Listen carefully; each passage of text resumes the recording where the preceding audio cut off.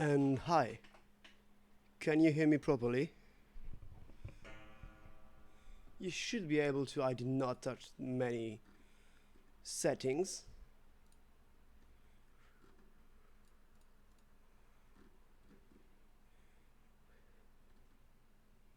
Hi, Secundus. Oh, and as you know, and Charlotte. Nice, perfect. So you might notice that this. Oh, Okay, I completely forgot about that. Nice work.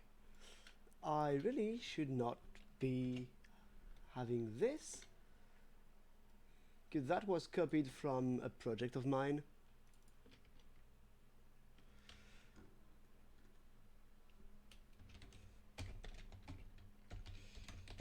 I completely forgot to edit that.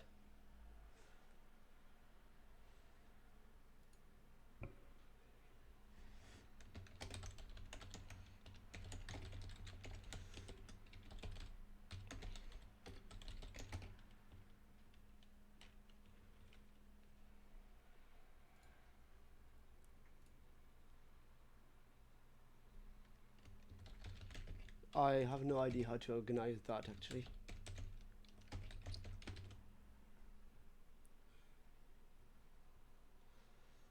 And we can actually title it to the last stream, which is... There we go. Hi, Charlotte. How are you?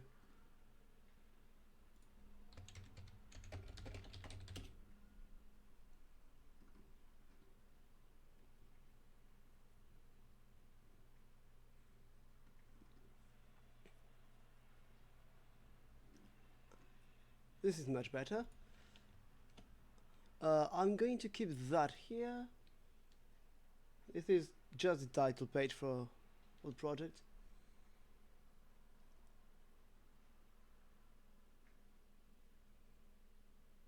Oh, that's good.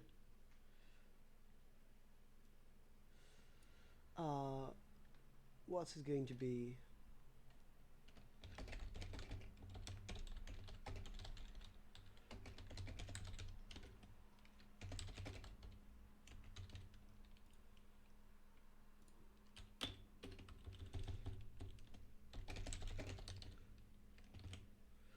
That should be unclear enough. And this is Yalonda.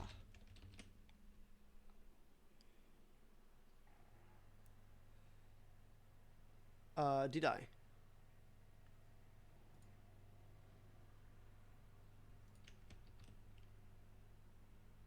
Compile.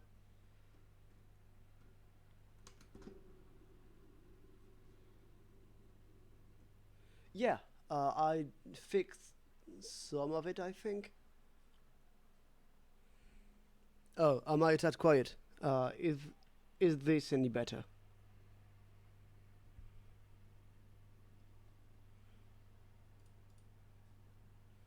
I can also just adjust audio settings.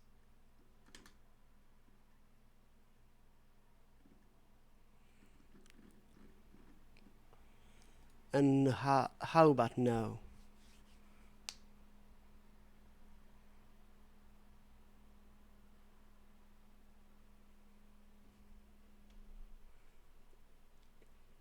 Yeah, it's still going to be a bit fiddly on the audio because this is not the setup I'm used to. That's ideal, perfect, perfect. Yeah, I mean, if I'm the only sound source, it's probably ideal for everyone. Because you can just, like, lower it. Alright, awesome.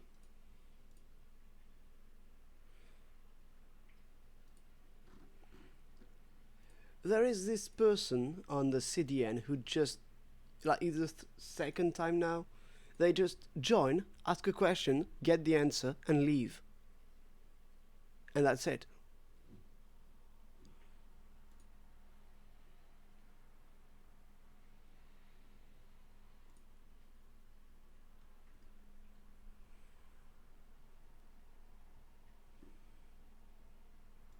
It's weird.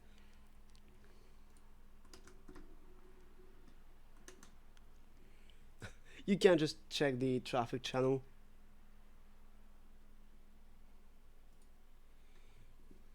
Latest person living. No need to say their name in chat. Or even like, I'm not going to speak their name.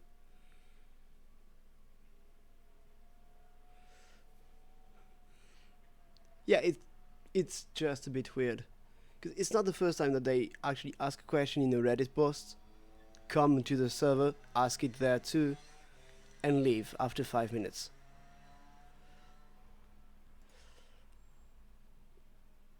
Alright, so, anyway. Yalonda.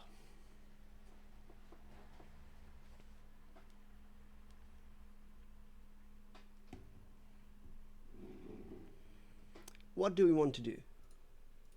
So yeah, about the new format. So new title page. We could just insert some sort of logo here. I think you saw the thumbnail. It's what I'm going to be using on YouTube videos. It's really just the map. And it's, hang on, I'm going to switch to this. And that's not how it works.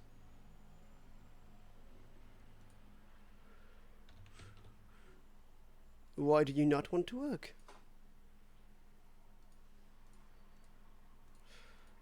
And you really do not want to work? That's okay. So it does not want to show you anything? Yeah, but you just see black, right? If I insert another display capture, and it does not want to take the screen into account, it's whatever. It worked like just before. Yeah, that's what I see too, but it was working just before the stream because I was planning on showing you this. What about that? No, it does not want to. How can I actually do this? That's trash. Can I just capture the window? Yes. And now you see nothing. That's fine. Oh, it's just not detecting my...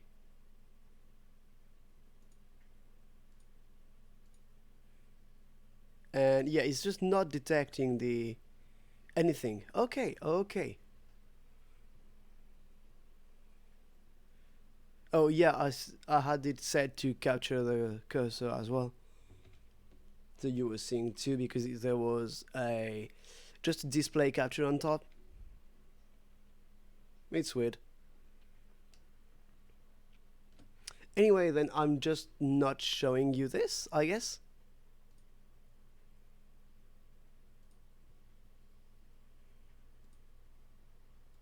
And yeah, it really does not want... I mean, I can just do this on my second screen. So no, I cannot see the chat, but here. It's really just like the thing I'm going to use for the thumbnail. And that's it. It's very simple, it's silly, and that's it.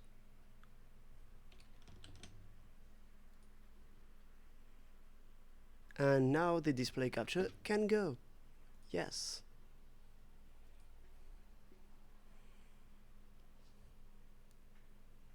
Yeah, I put it there too.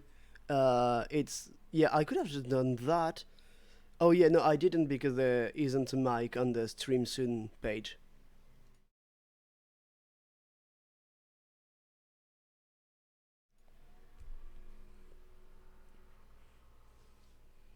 So yeah, and about the new layout formatting that I think I showed it on stream last time, just on another doc.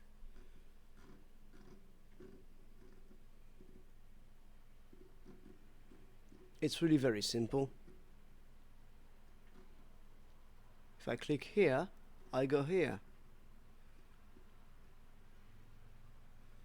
And that's a line I have to add manually, if I recall correctly. It's, yeah, there. And language contains lexicon. Hi, intermission.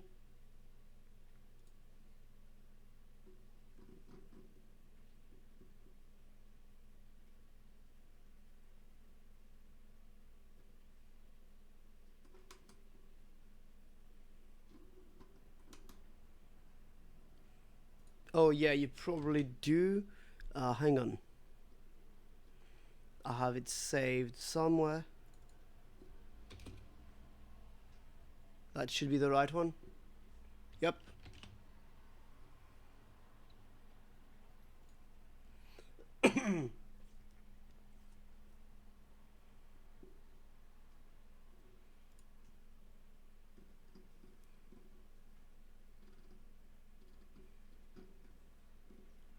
Did I record everyone here? Yeah.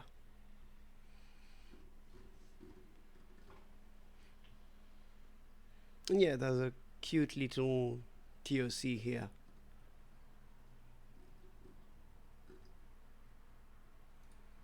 Like, for now, technology continues writing because I really just wanted to have it be a bit distant from the language description.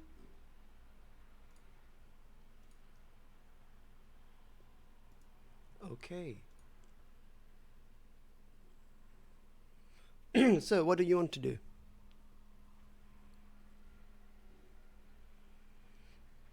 Sorry. What do you want to work on? Would you rather do some world building and lore, some more religious descriptions, governments, work on the technology level, work on the language, or write up a Reddit post about dealing language? And some of the culture, of course.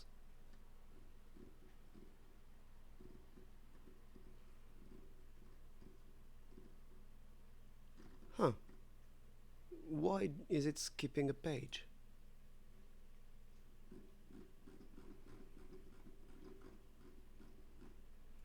I have no idea.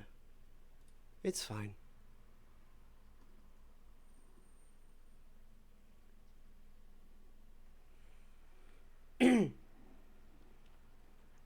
See, making more lexicon about culture is something I generally want to avoid when we don't have a lot more culture. Like finding something to translate a concept in the moment is fine. Just purposefully making the lexicon when we don't have all of the surrounding contexts. It's not something I'm very fond of because you cannot take everything into account if you do not have, well, everything.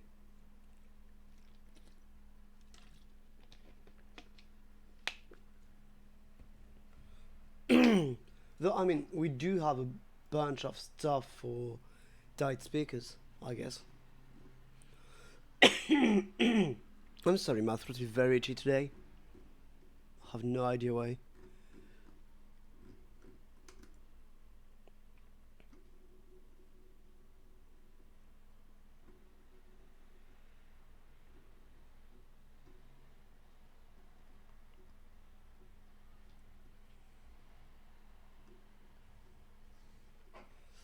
We have about 35 pages on the language, but only like 10 on the world building.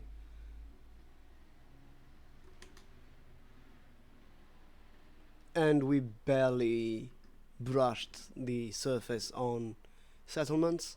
So if no one's opposed, I'd like to work on that.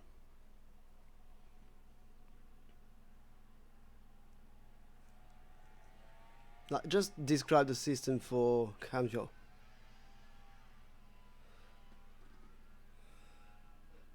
Oh, you don't think so?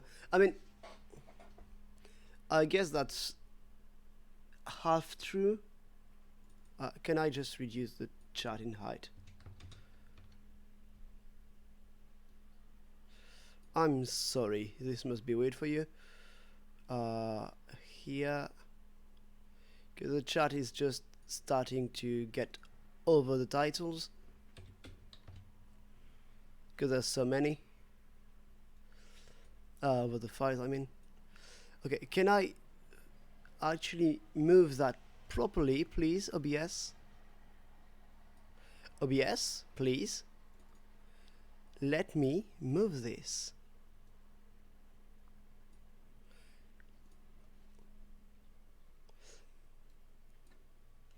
Okay, OBS is being very, very... There we go. It's very fiddly to actually move that. There we go. Yeah, I mean, I think we could definitely do a good post, like at least in comparison with pretty much everything else.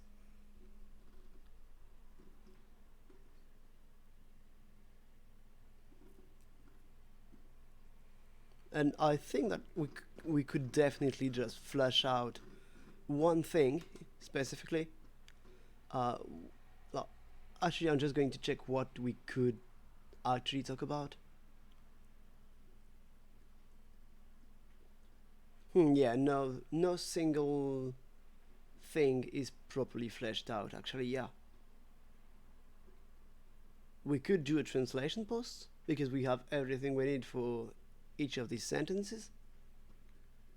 But yeah, it's probably better to flesh things out before. So, do we want to work on the language to flesh it out to maybe make a Reddit post in the coming weeks? Or do we want to work on the world building and like actually describe some government?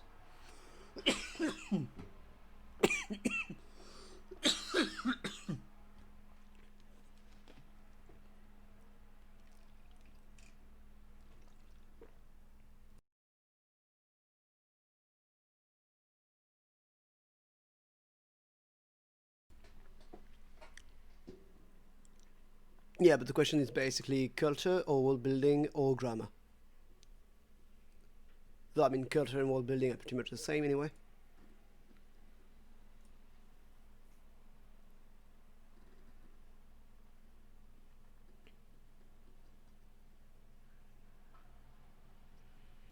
Yeah, next time, after this stream, I'm going to prepare a poll for the script. Let it run through the entire week.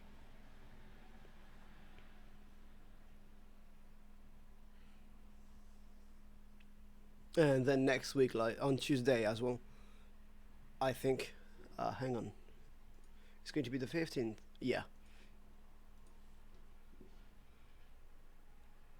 Alright, let's do grammar. I'm going to go on language.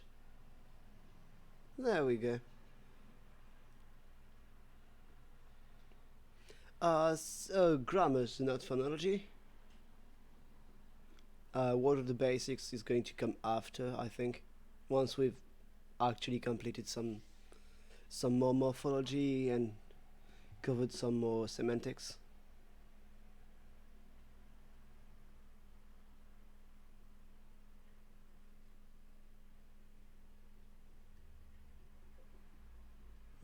This is for nominal phrase, yeah.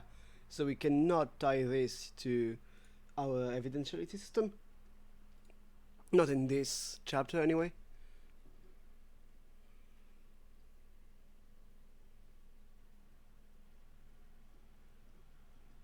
I would say we could actually just work on verbs.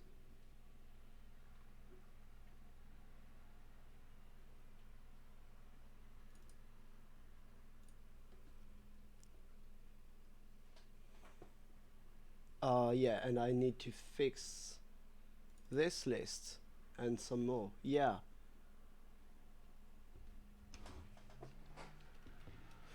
Yeah, pretty much. Begin. Itemize. Item. Local. I'm going to do it this way.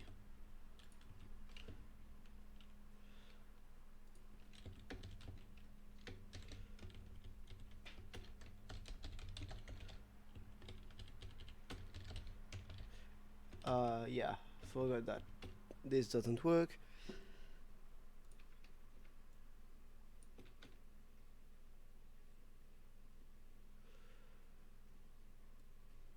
And I'm going to copy that one, except I'm going to get rid of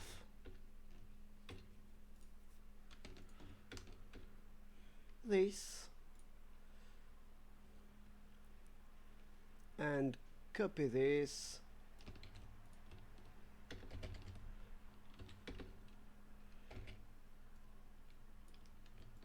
Just quickly doing that.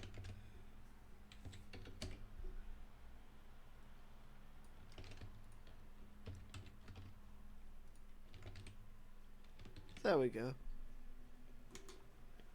All right.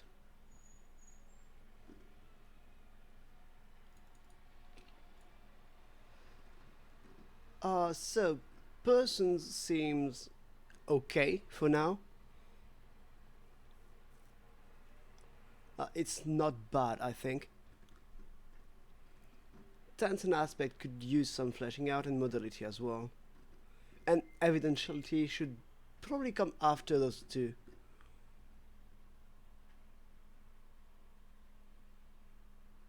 Alright, so this is not going to stay that way.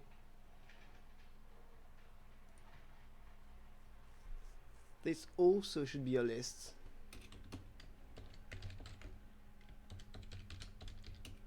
Actually, can I just... Yeah, I can just do that. Perfect.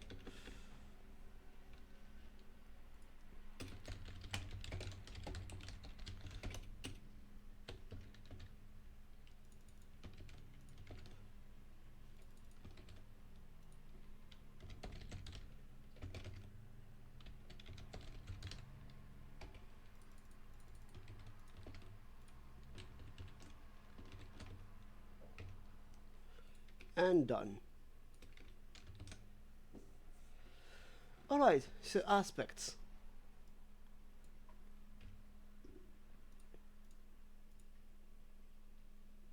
Subsection. Well, tense and aspects.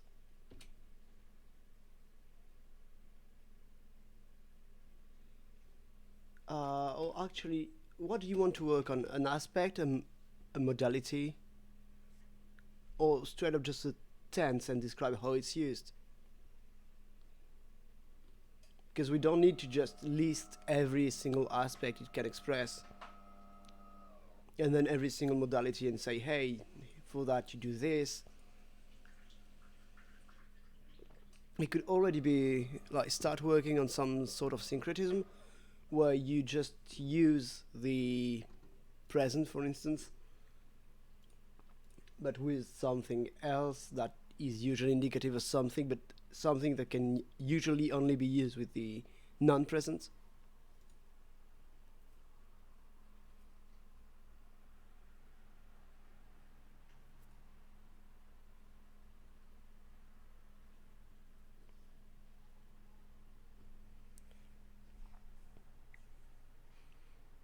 Yeah, that's fair. Does Yalonda... we already said that Yalonda's conjugations offer a complex panel of tense aspect interfaces.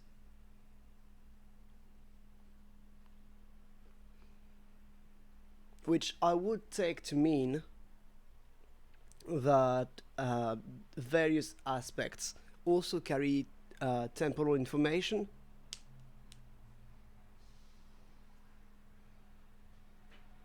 Yeah, that's basically what I'm saying in the rest of the paragraph. Where, for instance, we could have some aspects that are just more precise notions of the tense.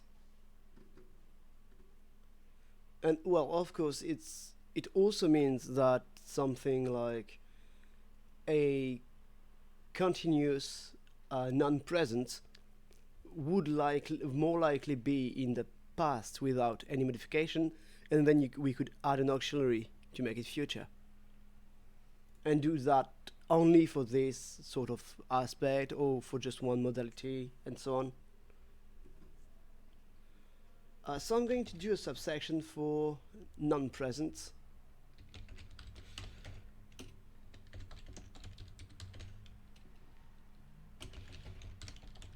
and temporality, wherein basically we're going to have to determine how we use aspects to, or how we indicate past and future and any tenses that are not inherently marked but do exist.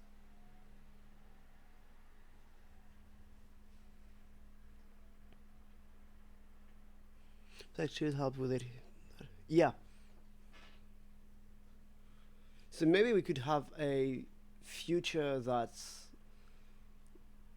only a two-way distinction at the core, present, non-present, and have different aspects that behave differently in the future or in the past.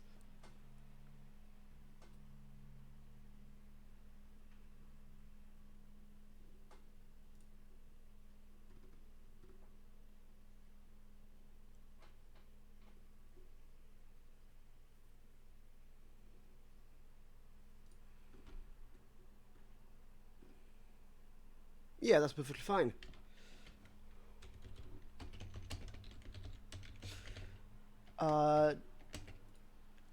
How precise does my TOC get? Because I don't want to have a very, very large chapter. That's a section, and that's a subsection. Okay.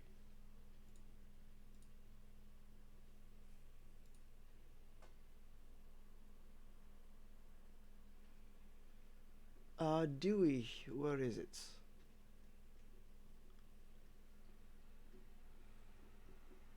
I do not know where it is. Oh, yeah, yeah. Okay, it's the only section modality. For some reason, I had it in my mind that it was completely empty.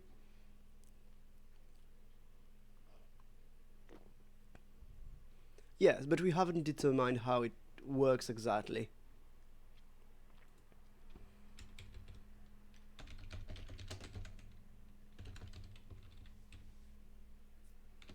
That should be an okay title, like as far as length goes in the TOC. In order to differentiate between non-present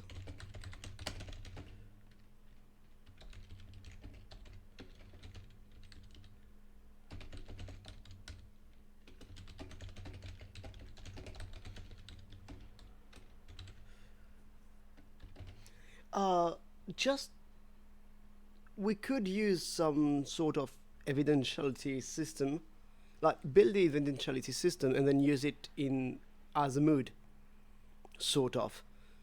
Um, for instance, how sure you are that something is going to happen.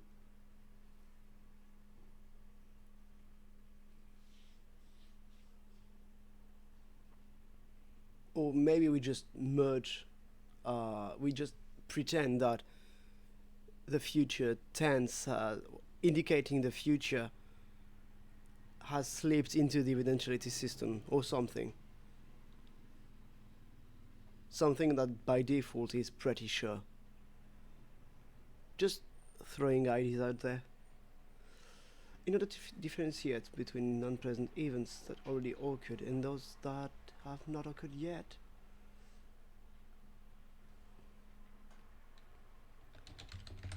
Aspects and modality.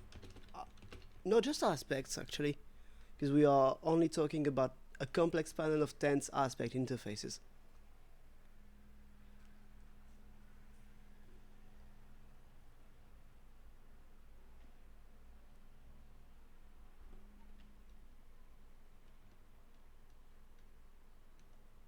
Have fun as you night. I don't want to start this sentence with aspects.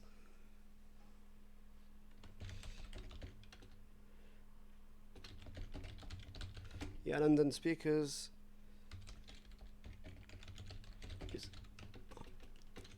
Make use of various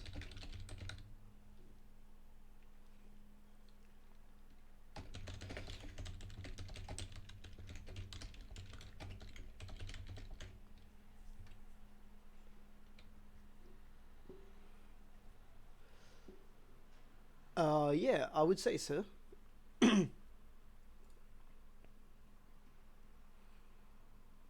Would it be...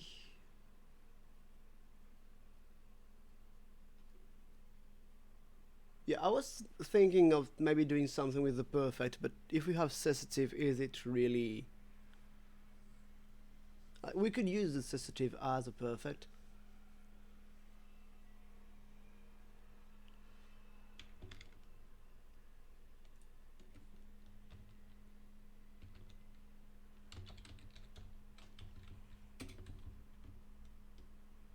Whoops. Sorry, I just... that's not what I wanted. I'm just trying to open a new window with another PDF, and I'm failing at this apparently. There we go.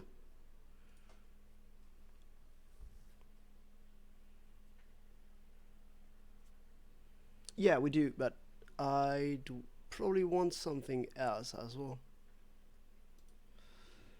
I would want incoative, cessative, and probably some kind of continuous. Like we could have a we could have a mandatory marking of continuous, where if it's not marked, it's always considered perfect.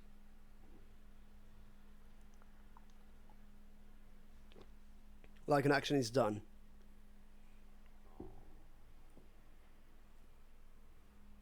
So I'm going to add section cessative and incoative.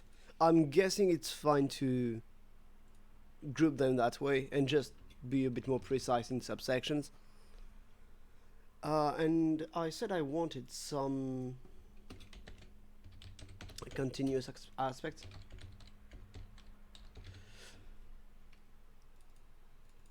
I'm not going to put aspect every time.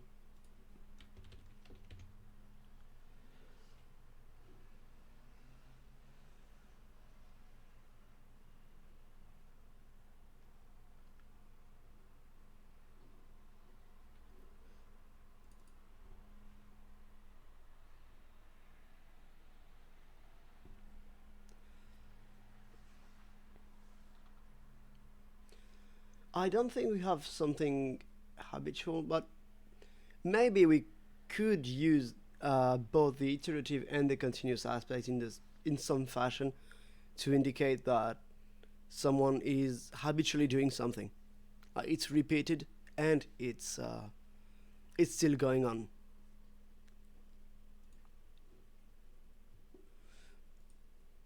And if it's not happening anymore, I think it's fine to have some ambiguity as to that.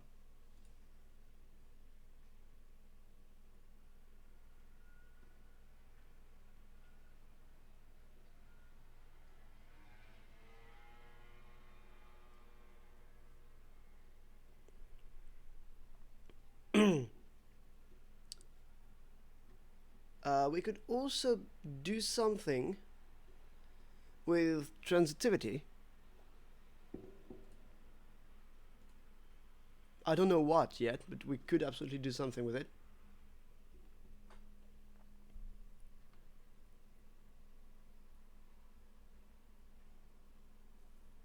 Well, we have different behaviors between transitive verbs and those that are intransitive.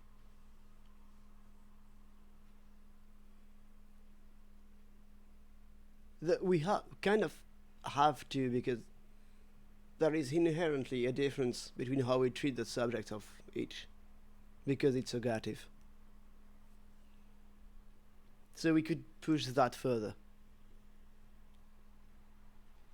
In another language of mine, I actually have the subject form change. It's a nominative language, but I have the subject form change depending on how the the two arguments of the verb, not objects, interact. So if it's something that the subject does to the object, it's going to be different. Whereas it's going to be the same if it's something that is not done to but done with. And it's sort of a case marking with like instrumental and everything. It's just a different system aside from that. It really just marks some case, yeah, I guess. But also not, because in that case, it could be analyzed as having several forms for very specific cases. Like while the language has like 5 cases, this one system where transitive verbs have their subjects behave differently, it's way more specific. You could break down every case into several. But they all consider nominative. Because, well, it's the subject.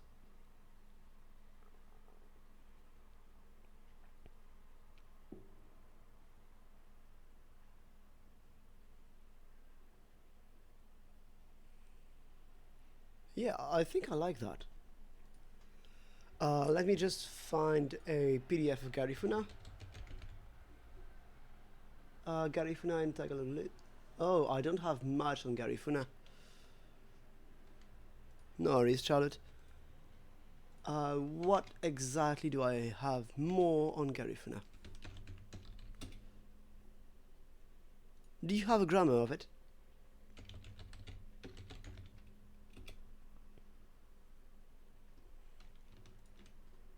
And I have a grammar of Garifuna. We are discussing what we could do that's interesting with verbs. Ah, you really want to open it in the browser? Why do you want to open it in the browser? That's very bad. Yeah, I have it. Yep, already have it.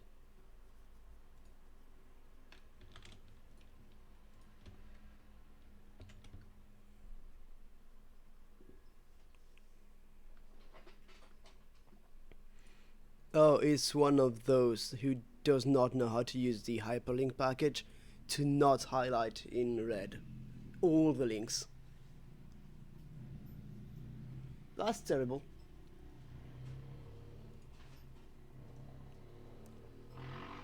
Alright, so I want statives. Is it stative quality verbs without person marking?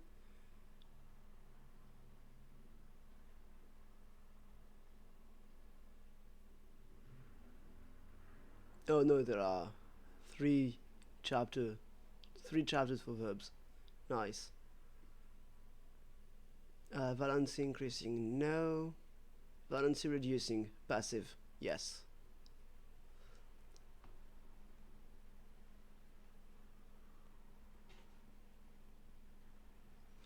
Alright, so how does it work?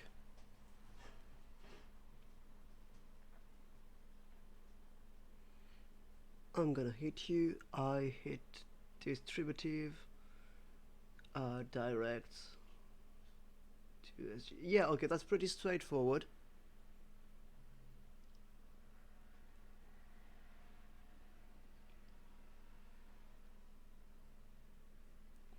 Okay, the system itself appears to be straightforward, morphologically speaking.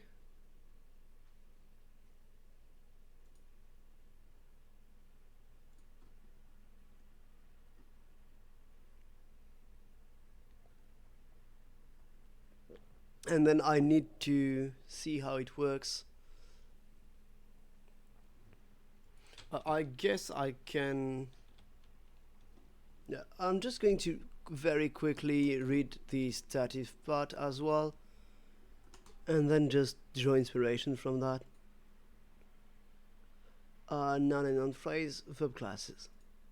Okay, there are a lot of contents about stative verbs.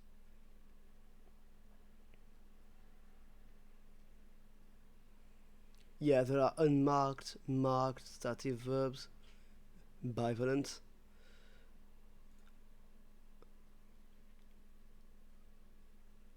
Yeah, I don't think that's it, but it's still interesting.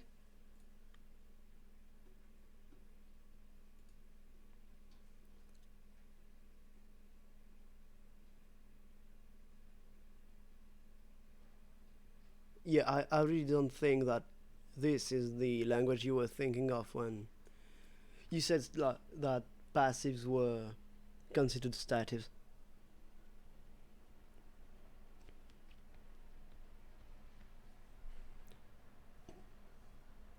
Yeah, we could pair that with some.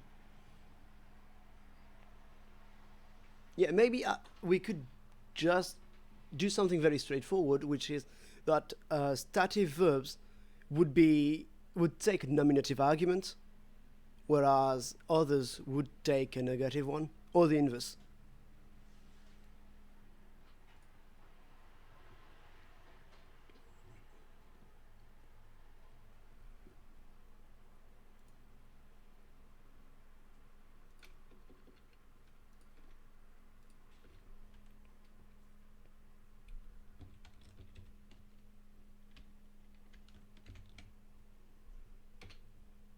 Oops. Okay. I don't think we need to. Yeah, I don't think we need to worry too much about that, and that we're first going to play with the aspects. Can I give an example? Well, we haven't crafted it yet, so not really, but basically, a stative verb, well, we could just distinguish dynamic and stative verb, or active and stative verbs. Was a stative verb is something that attributes a quality but does not alter the object or the subject. For instance, um, I hit you is going to alter one of the arguments. One of the arguments here, the you, the object, is going to be worse off after I hit you. That's quite simple. But if I say something like, I bless you, nothing is physically changed about you, we could consider that something that is not active, so we could have a split that way.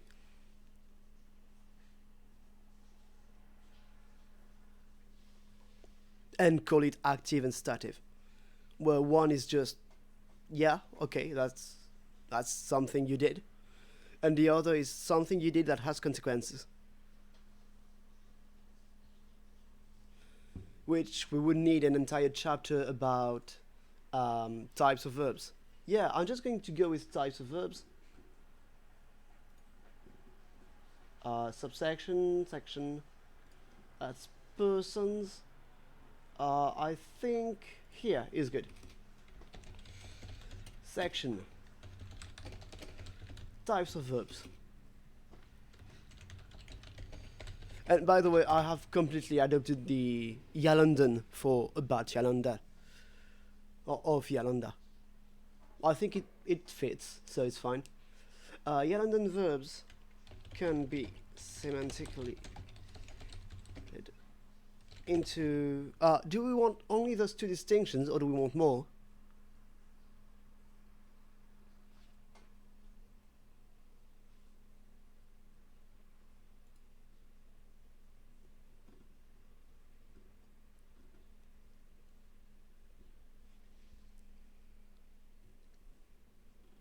Because we could just have more than that. Actually, yeah, we absolutely have three distinctions: intransitive, and then among transitive verbs we have those two. So that's three. I have no idea yet, and we are going to have to just go over it.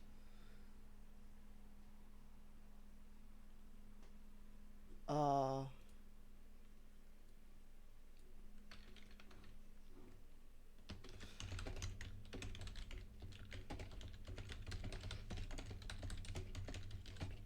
Three types of verbs. Oh, that's a good one. Yeah, reflexives as well. Where just a type of verb where the the subject and the object are the same. Actually, do we have to add reflexive? We could just have some verbs that usually take two arguments that are usually transitive, but use them without one of the arguments.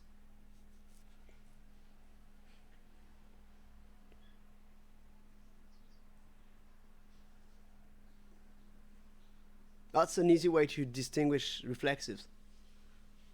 We just take something that's just transitive and use it with just one argument. Yeah.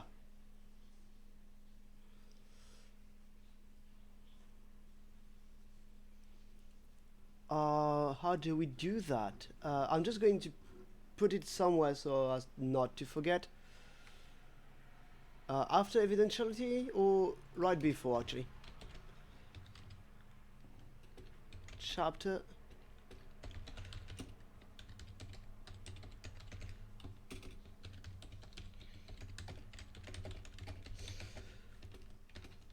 Transitive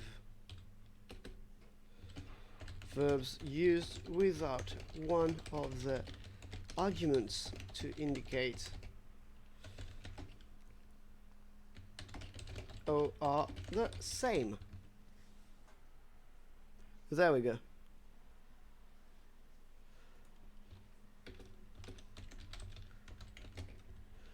I can type. All right. And we were here.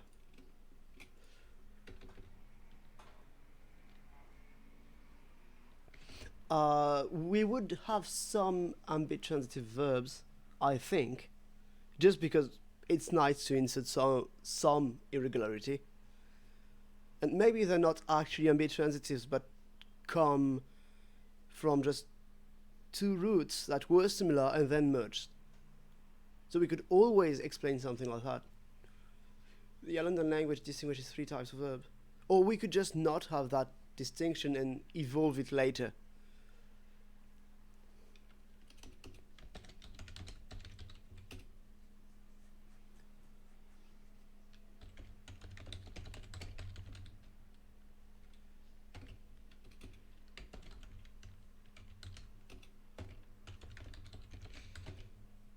Transitive, how do we call them? Do we call them active and stative? Or altering and non-altering? Like, do we make our own labeling system, or do we just reuse terms and define them better, like to better suit the language?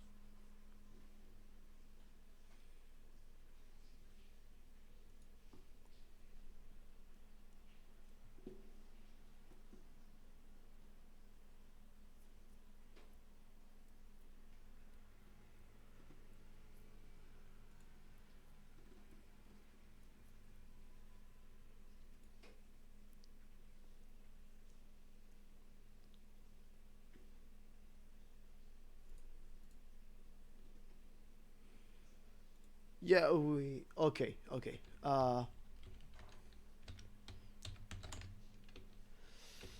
Active transitive verbs, stative, stative. I think I heard both, but I don't remember.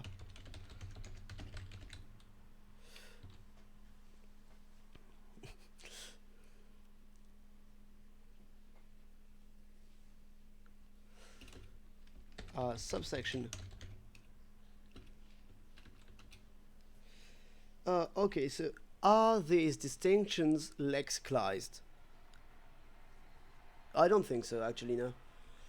It should not be morphological. Yeah, I also say stative, but I've heard stative, I'm pretty sure, and that bothers me.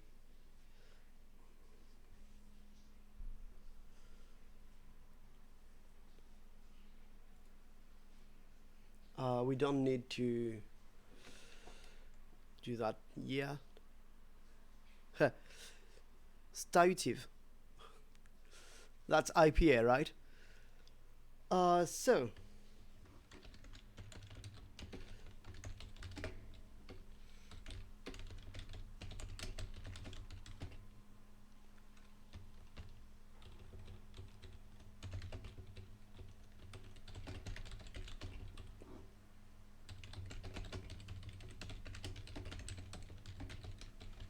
to those of English.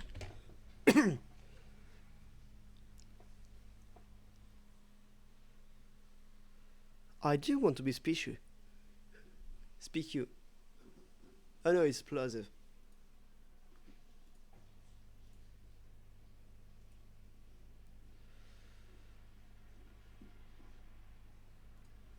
So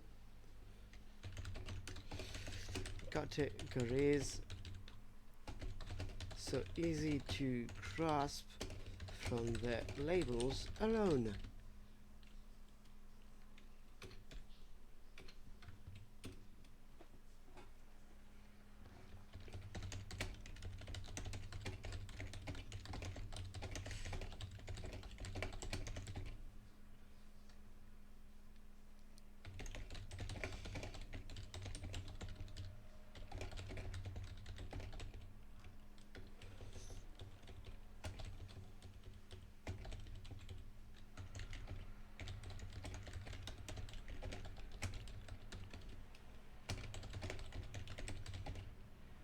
Do we have a verb for? Do we have verbs that would fit that? To plan, no. To be bold, no. That's stative. That's already a stative verb.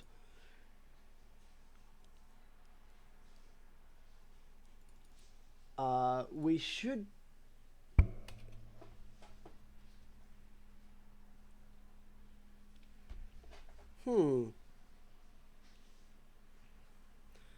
Okay, I am going to change the definition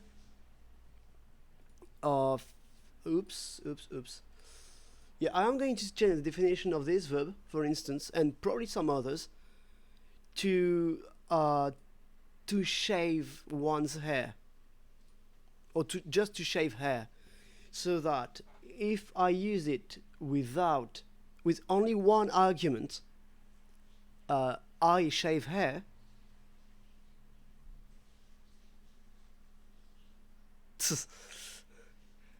No, this is about hair. Hair.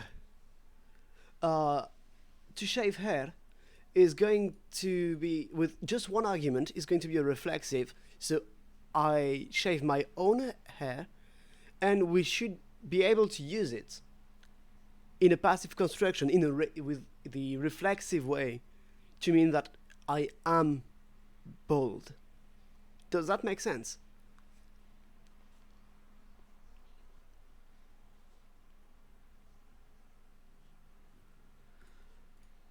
I'm going to actually define it here.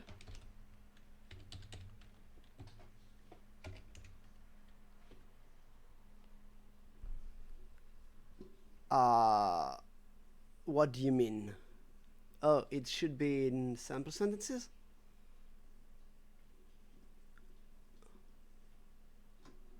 Oh, no, it's not. 4, 2, 1, 2. The sun shines. No, it shines itself. That's intransitive, actually.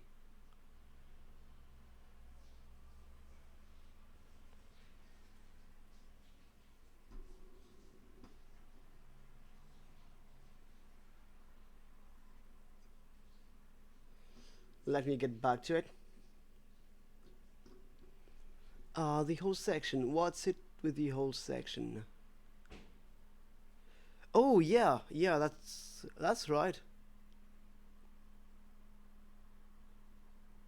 No, that's in case there is only one subject or object.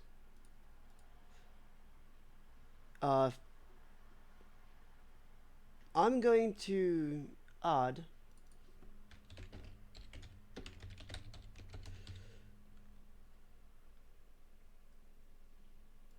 this. It only works for intransitive verbs. Done. And we were on about, yeah, about that, which is actually very, very close to this. Why am I bothering?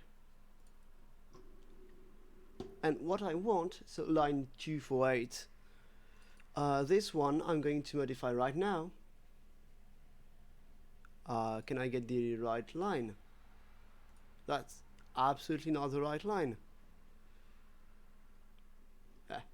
No matter. Just scroll a bit, and just to be able to use it.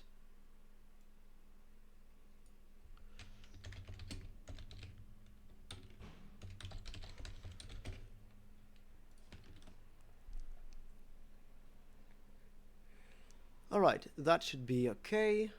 Just checking. To shave someone's hair. Yes.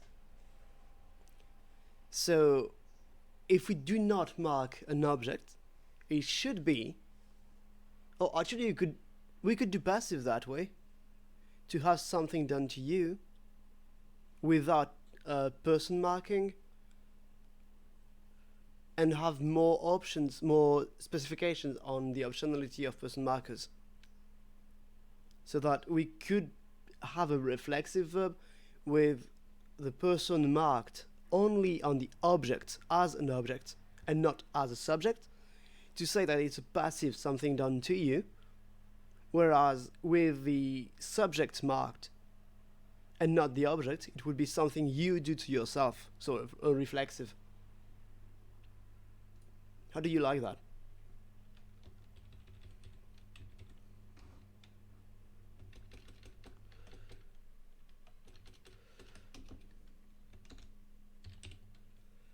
Do I have a sample? No, I don't. Can I find a sample? Yes. Oh, I should really take care of that, because oh yeah, I've not switched to... Yeah, I haven't switched to N-level glosses on that document, which I'm going to do during the week.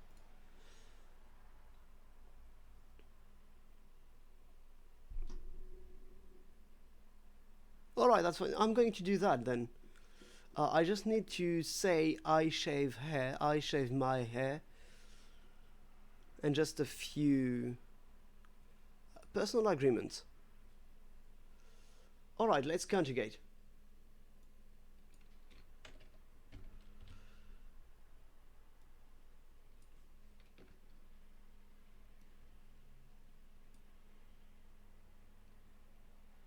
So this one is without one of the markings.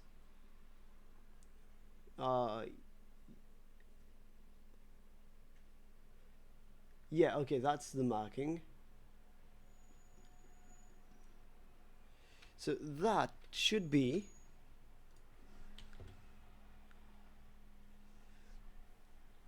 so vowel of a third person.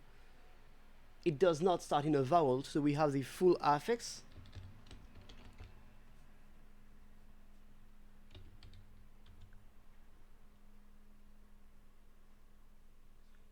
The sun shines has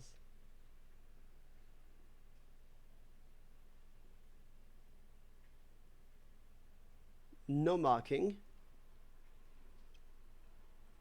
Yeah, we don't have a mark for tense. I shaved my own hair, so I'm going to also double that.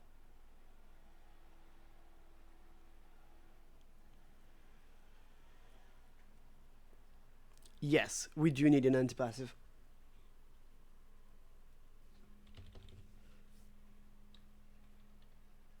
Alright, so how does the person marking work in the non-present? So it starts with a consonant. So it's here. This should be it. Do you reckon that's accurate for I shave hair? Where hair means to shave hair. I think that's correct marking because we are doubling the vowel before the verb and then adding the suffix, the prefix, sorry. So I reckon that's accurate. And it does mirror what we find for the verb dir.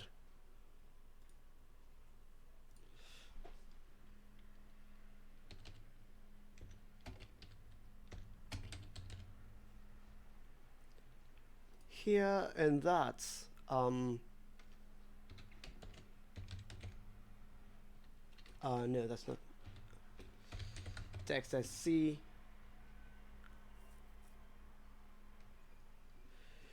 How did I mark it here?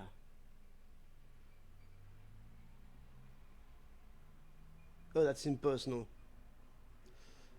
So that's just one.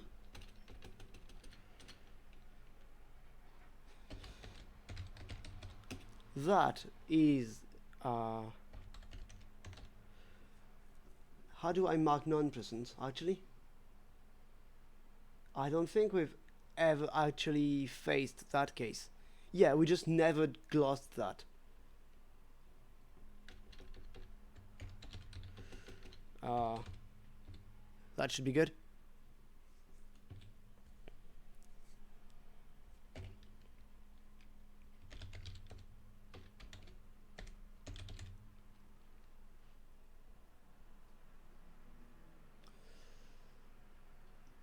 Okay, and before doing this, I'm going to add another and this.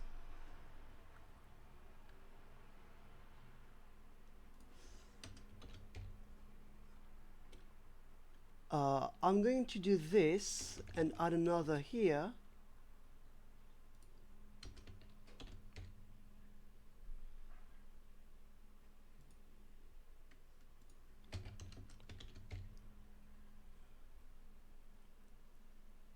This should be I shave his hair.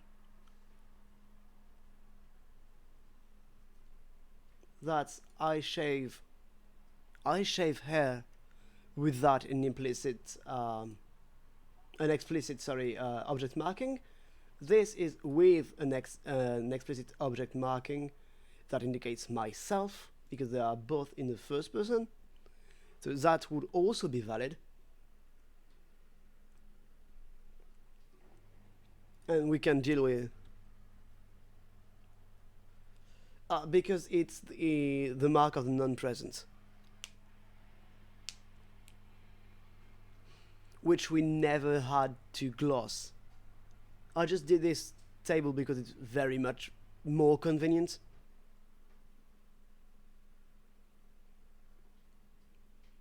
I should also do a table for persons where I just take one example, just one verb like dir, and conjugate it for all the persons, like as both subject and object.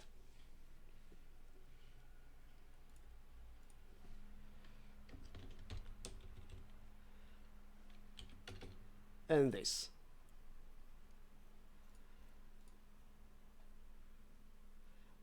We will need to be more.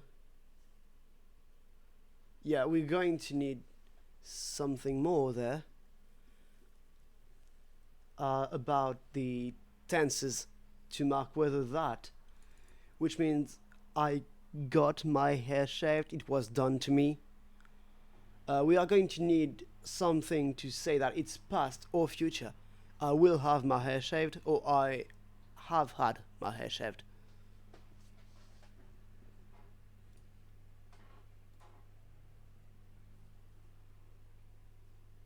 Uh,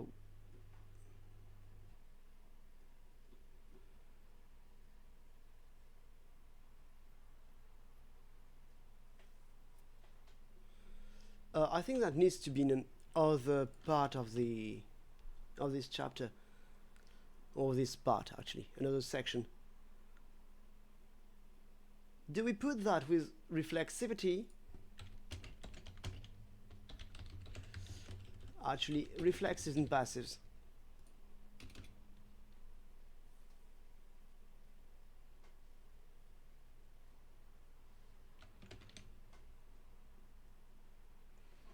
What do you mean? Oh yeah, it is in modality, but that's exactly what I mean. We need to define that system because that is going to be very ambiguous. It's not that ambiguous because if it does leave you better or worse off, it's probably visible.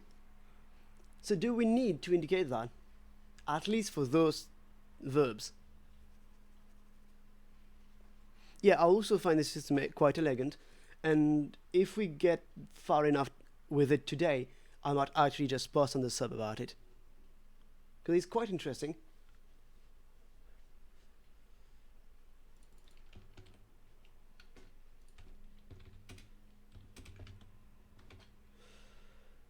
Reflexive and passive verb constructions are transitive verbs used with that one of the arguments, indicating that S and O are the same. No, that's not accurate anymore. A case of a reflexive verb a person is only marked as a subject.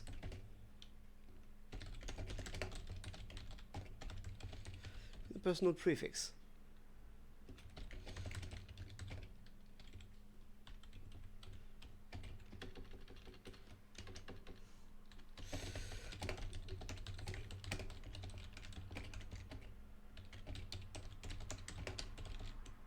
King of the person as object. Oh, actually that would only be passives with a verb that can be reflexive. So only with transitive verbs. Which I guess is fine because an intransitive verb would not have any reason to be passive.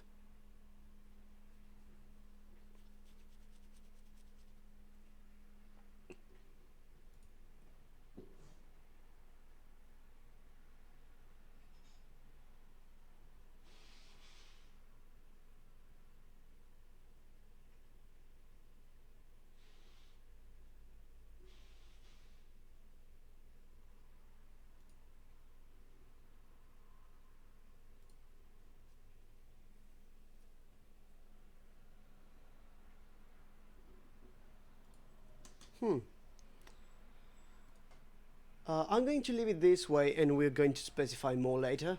Or at least I'm going to specify more as I write the Reddit post probably.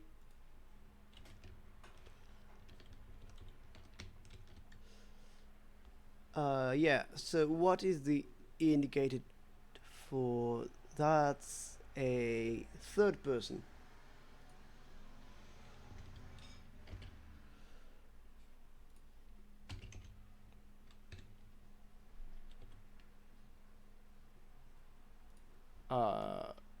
I'm going to do this. Yeah, that's fine. So that's I shave his hair. I shaved. Or I will shave. I'm just going to put everything in the past for now. Being examples. Not make use of any precise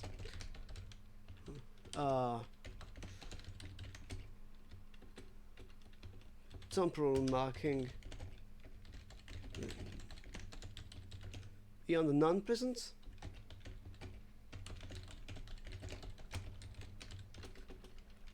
And it will be assumed that they are all past events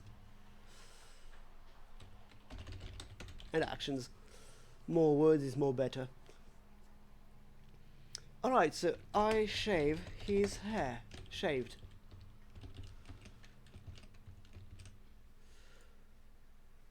This is I shaved my hair.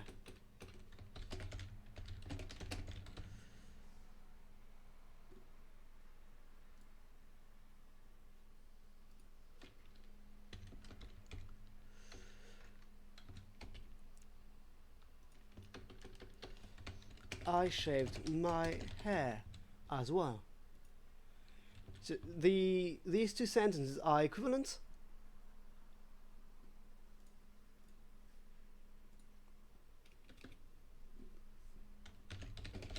A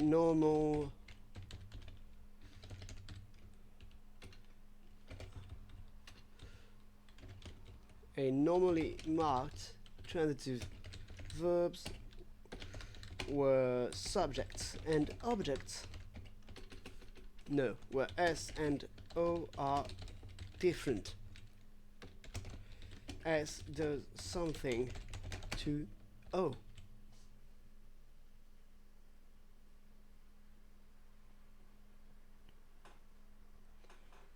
I shaved my hair. Two above glosses.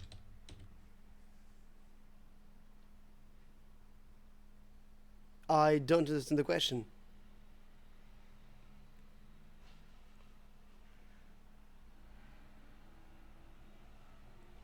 It's absolutely not being dropped. I'm just ignoring it because I don't want to have to do it before doing this section we are talking about right now. So I'm just saying that it's not marked for anything more because that's not relevant to the current point. The current point being that we can mark reflexivity and passivity in similar ways. And we are describing that right now. And I don't want to have to build the entire realist-irrealist distinction right now. Probably going to do it after, but right now it's not important.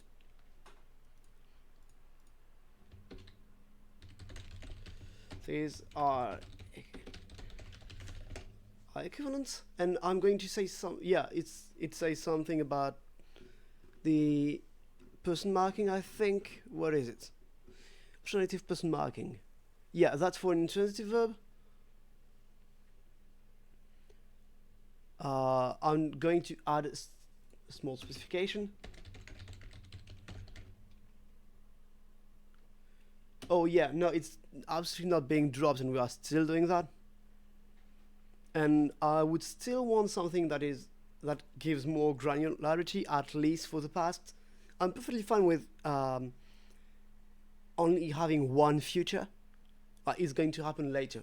No, not telling if it's a close future or far future. But I would want something like that for the past. And it does not need to apply to both because that's some irregularity and that's always good. At least it's fun to add.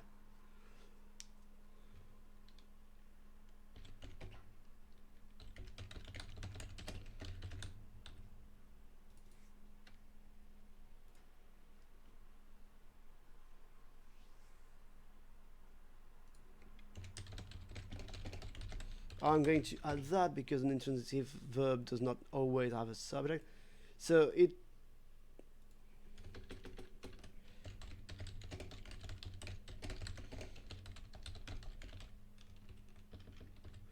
I'm adding that because the sentence the sun shines on us would still have some sort of object, and I would want to explicitly say that even in that case it does not need a marking.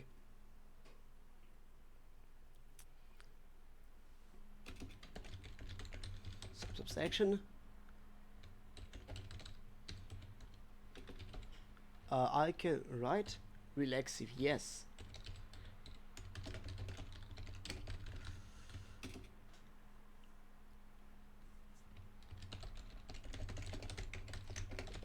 objects from object markings from a transitive verb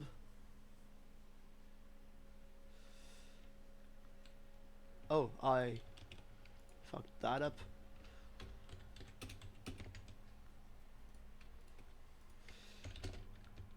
Has implications, flexivity or passivity.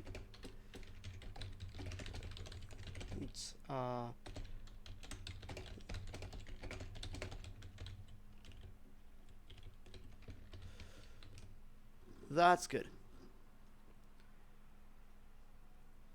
Yeah, that's the thing. That's why I said at positional, the sun shines on us. On us could still be marked. At least that was the thought I have in my notes.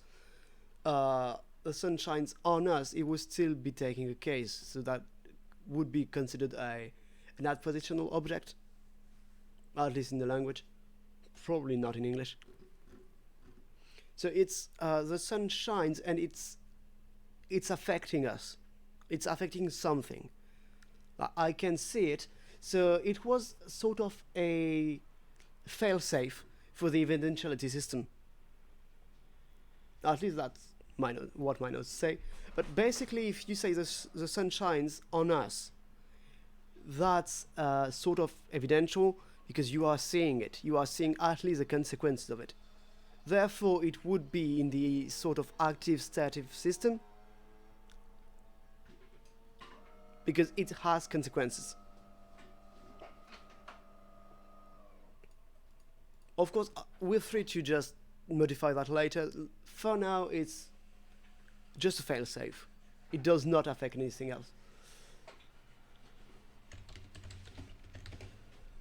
I'm going to replace, just change the order. One.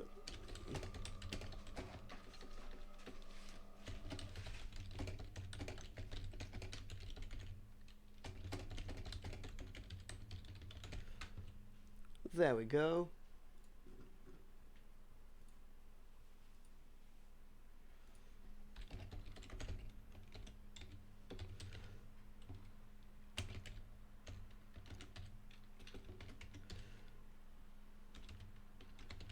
Yeah.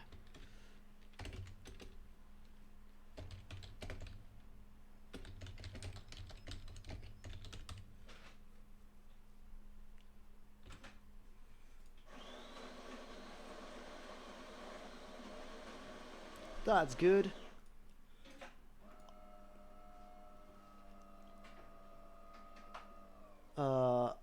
I think I need to... Yeah, I need to alter that.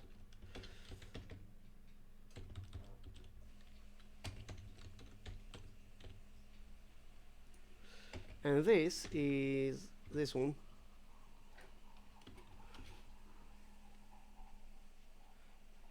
I mean, I did make the verb for to be bold to be pronounced hair.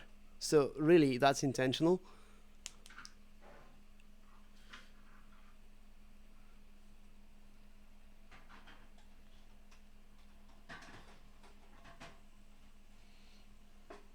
All right, so this one.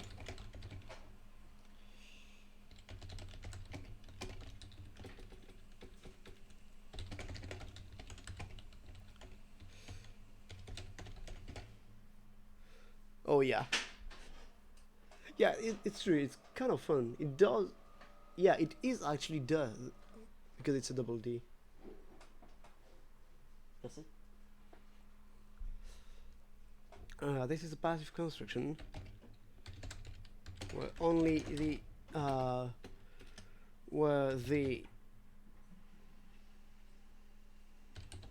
experiencer. What are the valency rules?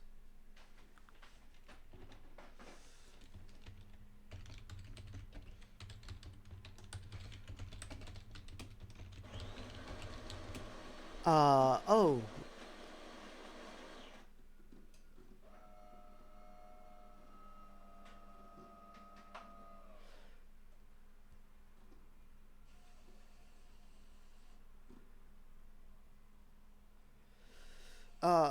would use theme, except I'm not a fan of using like just jargon for the sake of it. I'm pretty sure that experiencer is fine here. Thematic relation.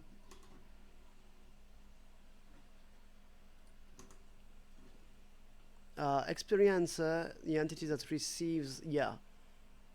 I guess it's fine, except it's more patient. I'm stupid, it's the patient.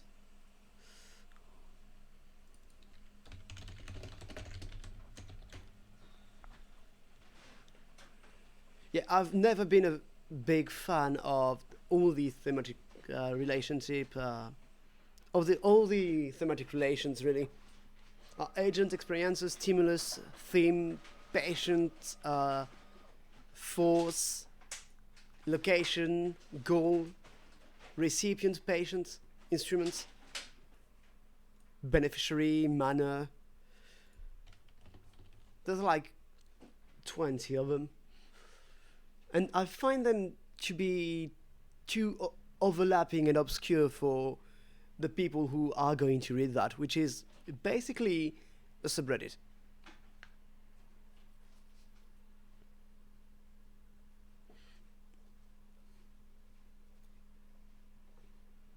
The patience of the action. Yes.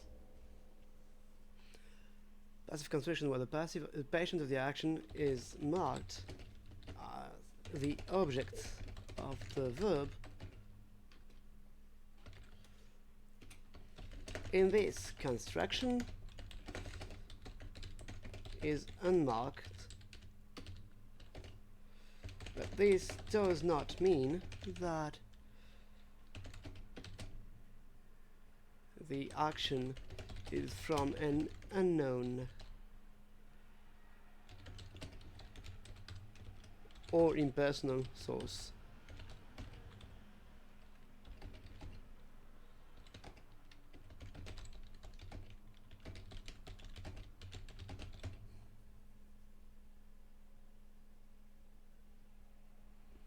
For a similar rule to channel person marking on intransitive verbs.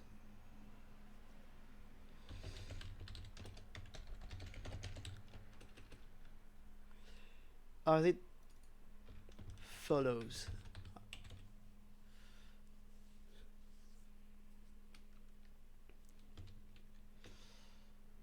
Meaning the subject is the subject's person is not explicitly marked.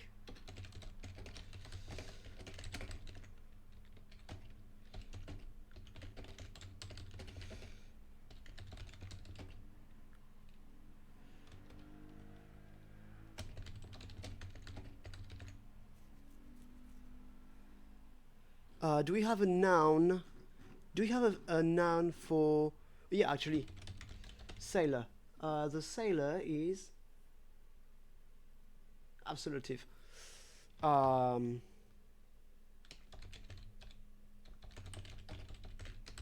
that is would not be absolutive. Yeah, actually, yeah, it would be absolutive. Carapuer. No, that's the child. I want the sailor. Kirarunho.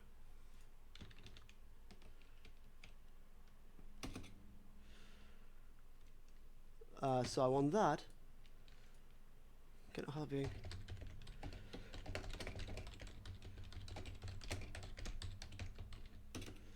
I want this. I want this. Oh, I forgot that.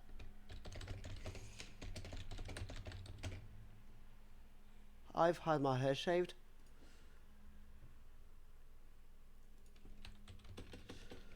The sailor shaved my hair. And I want this glass because that's going to be much more practical.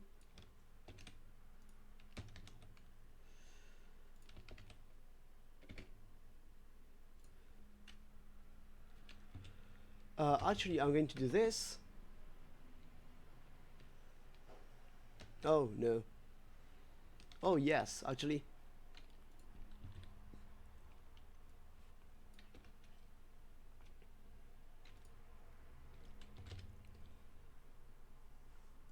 That's this one.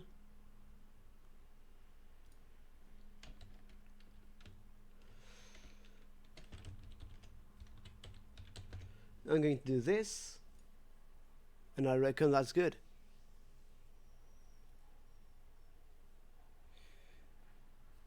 I wonder if natural languages actually distinguish them. Usually, I think there is no distinction in that that does not occur. I know that some are definitely rare.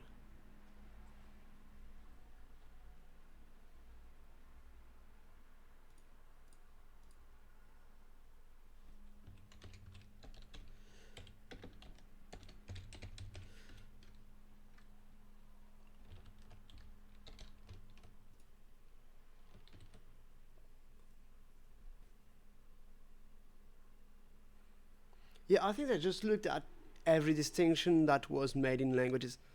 And I mean, not just morphologically or syntactically, but like implications. And actually, no, yeah, it's, of course, it's always like semantic or syntactic or morphological. But they don't need to have different forms all the time. It can just be a difference in treatments. For instance, if in a sentence the experiencer and the patient are the same exact form, it's just that after an experiencer, say, you use another marking on the verb, then that's different.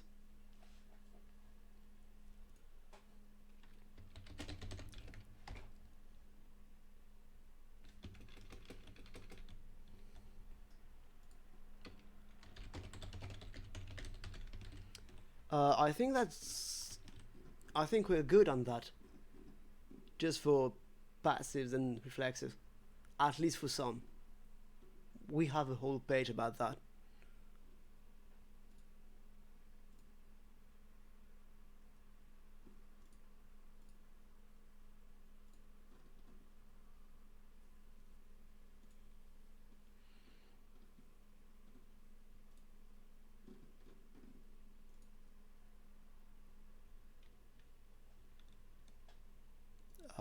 I'm just, yeah.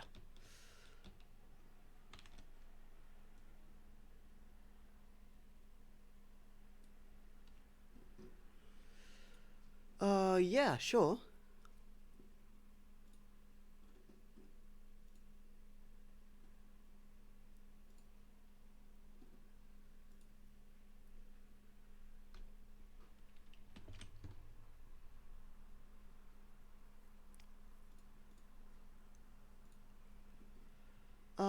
What as yeah, we have to determine which aspects we want. I think that's a fine list, actually. It's already a lot to.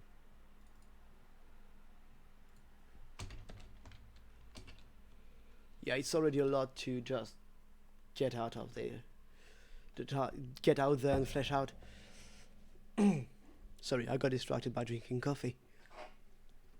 And modality too. We could work on that instead of aspects. Yeah, tenses and aspects. And do we want to have the aspects interact with the irrealist modality?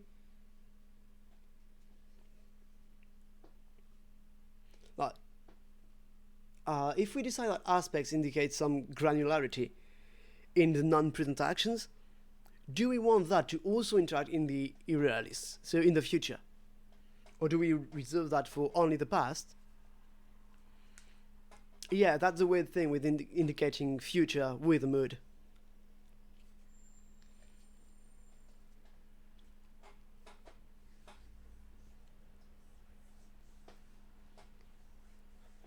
And using the very vaguely termed irrealist mood for the future could mean that we are using it for the subjunctive as well, and therefore they are the same thing. What was the question? The question was basically, do we want to flesh out the modality before the aspects?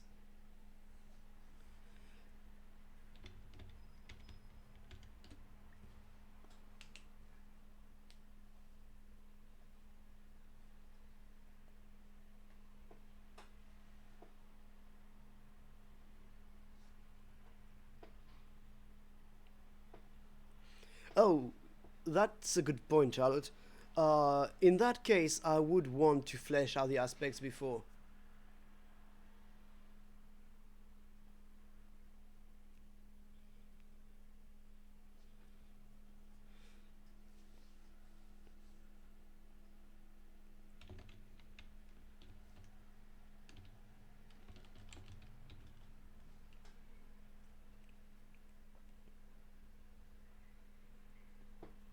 Alright, I'll be back in just a few minutes.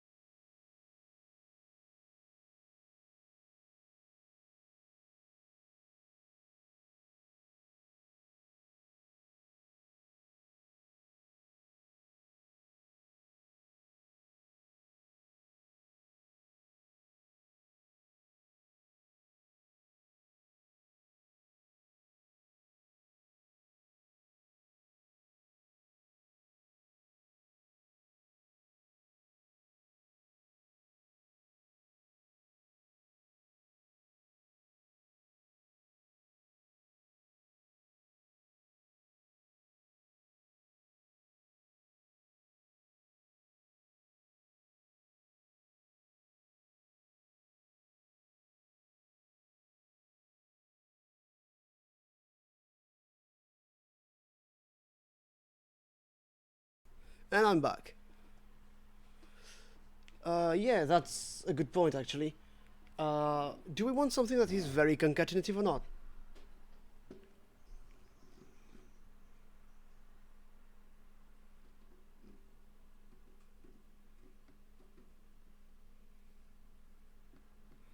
Thanks.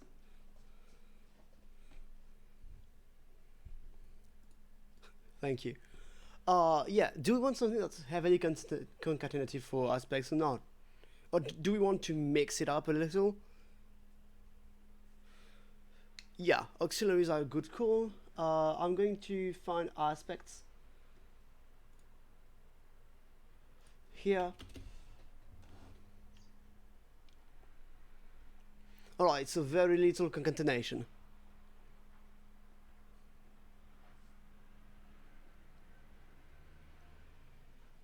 Or at least not directly, so uh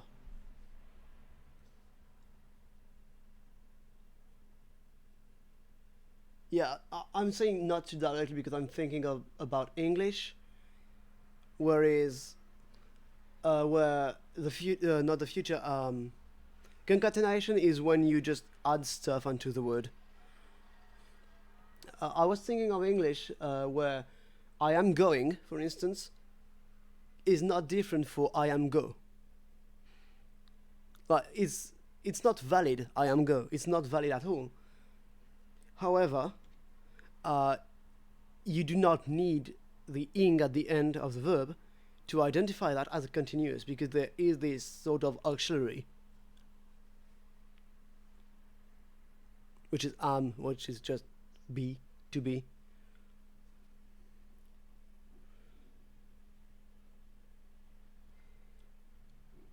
as a mistake from non-native learners, I am go is generally I am gone or I am going. So you don't always need that sort of distinction. So it's doubly marked in a way. It's not the best example at all. Just trying to carry my sentiment there. So we could have some sort of incidental marking on the verb accompanying the use of an auxiliary.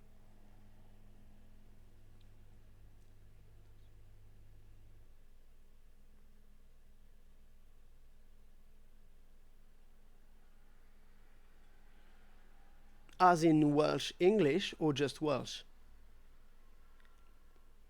Because if it's just Welsh, that's different.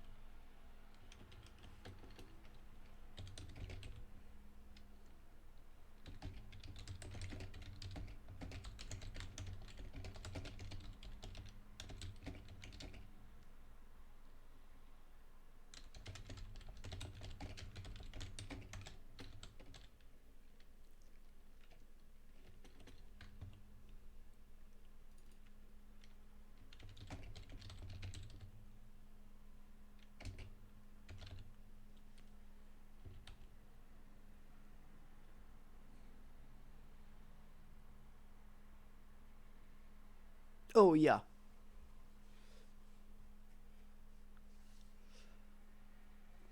That's extremely vague on purpose, by the way, this sentence. While the tense is indicated chiefly through partial reduplication of the verb stem, aspects are indicated via a combination of auxiliaries and morphological markings.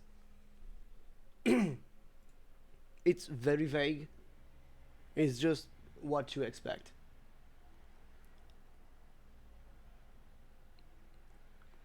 Yeah, and a combination does not mean that you always use an affix and an auxiliary.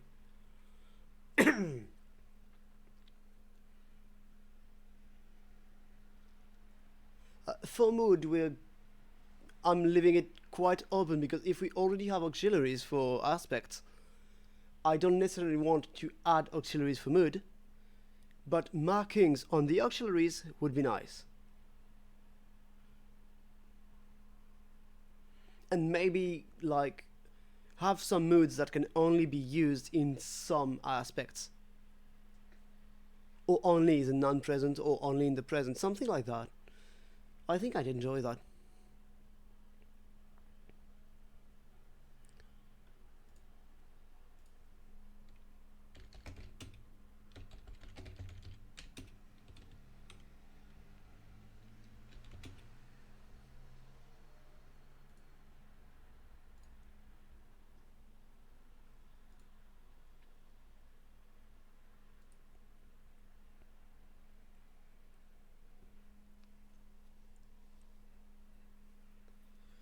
Yeah, maybe. Actually, yeah, that would make sense because we could just distinguish between past and future with just the stem of the, well, past and future or subjunctive or anything irrealist using just the root of this auxiliary.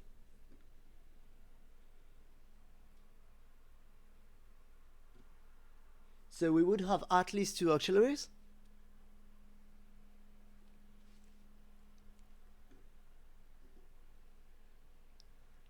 Present and non-present. Yeah, we would need at least two auxiliaries, one for past and one for irrealis. Actually, yeah, that's a nice mix, because we're not only indicating mood through that.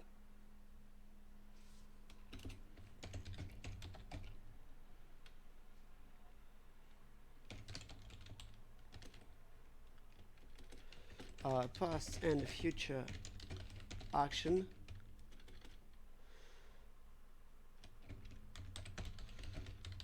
are use of an auxiliary of two auxiliaries, and maybe we could have more auxiliaries for granular 1, 2, 3 granularity in the past.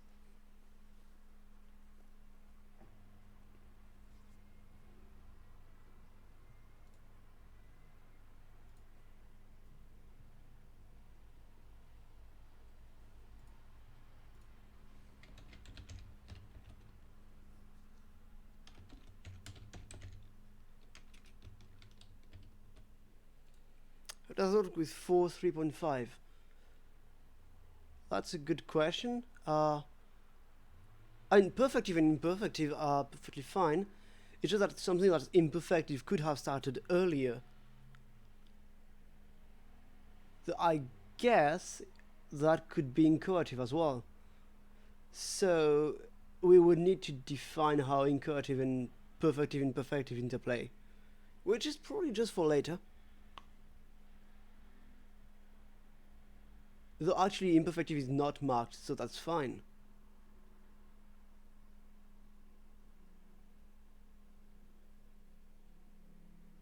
Oh wait, no, I'm sorry. I just confused the yeah, no, I was just confused about perfective and perfect. I was thinking of an action that's unfinished but started earlier. Sorry.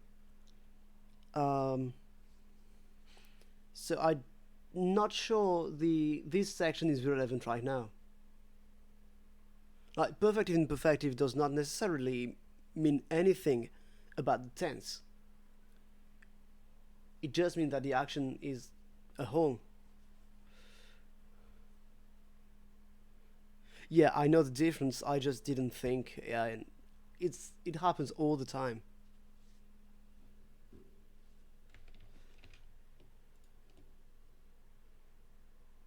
I see I've gained a viewer.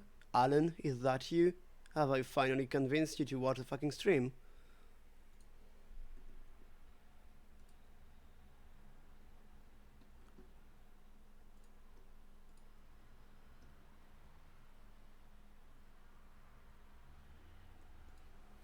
How does 4 3.5? Oh, hi, Yatsum.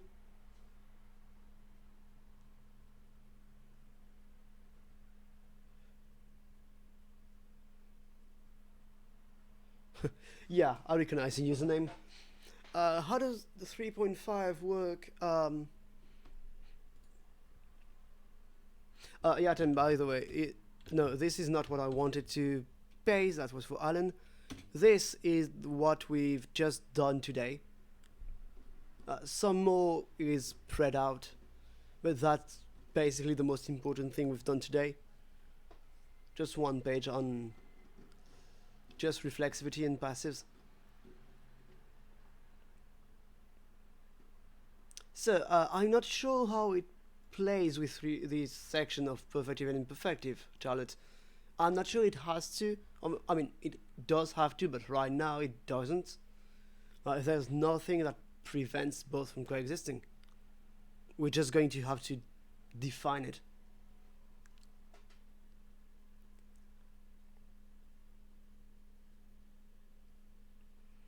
Oh, you would want a lexical.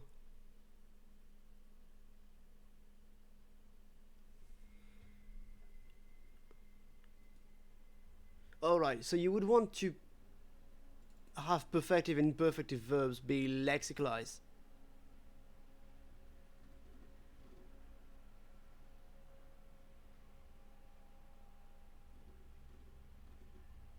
Yeah, that's perfectly fine.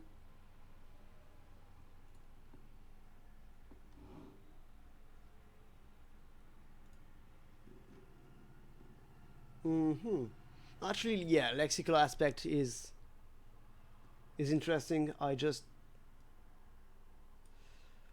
want to still use that actually. Do we actually use that anywhere else? Yes, we do. Oh, yeah. Uh huh.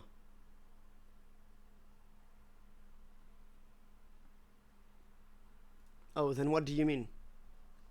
I may be being thrown off by use of lexical here.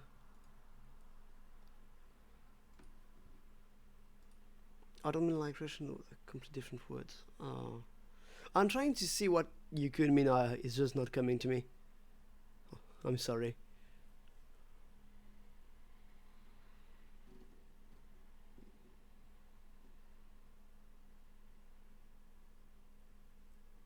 Oh, okay, yeah.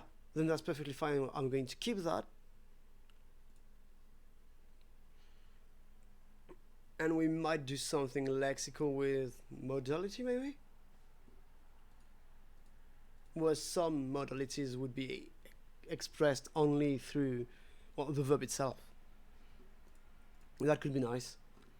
Okay, so that's just not the auxiliary. And what else do we want?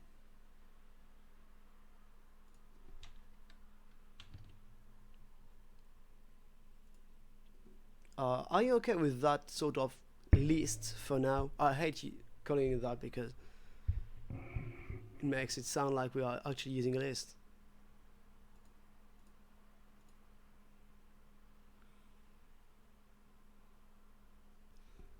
How does nominalization work on vowels that are raised the highest?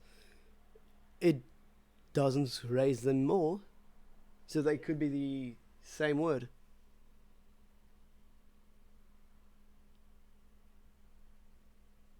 It does add some ambiguity, which I'm fine with.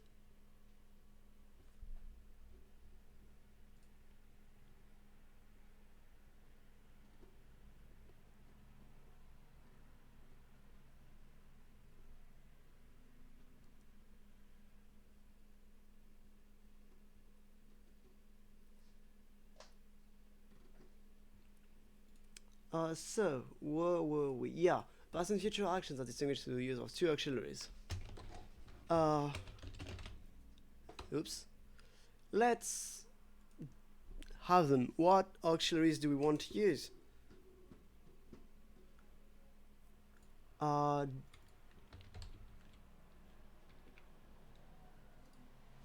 yeah, okay, so we don't have any auxiliaries already mentioned.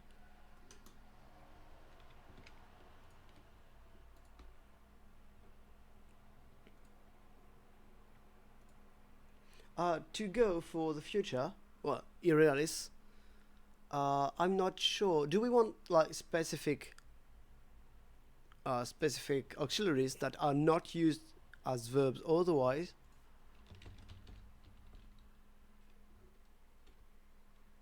Or not?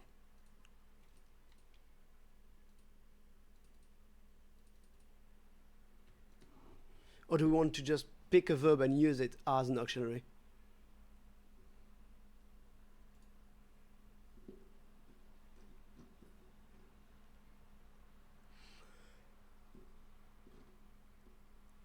Right, what do we have? Okay, I'm just going to go through the verbs on the lexicon.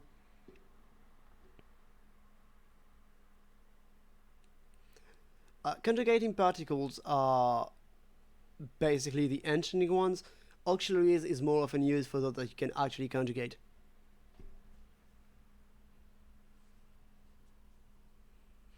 I prefer auxiliaries that are not recognizable as lexical verbs. Uh, okay, does that definition encompass, uh, say, a lexical verb that only shares its stem or root with the lexical verb, but follows a different system of conjugation?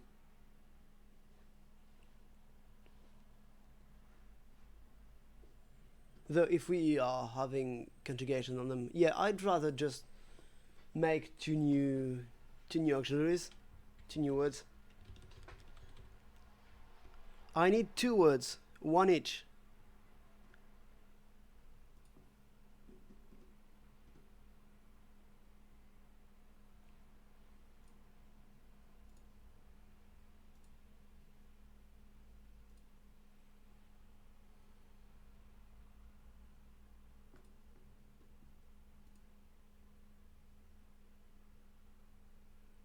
Alright. So basically just different words, at least in the context of this language right now. Alright? Jog. Jog? Yeah.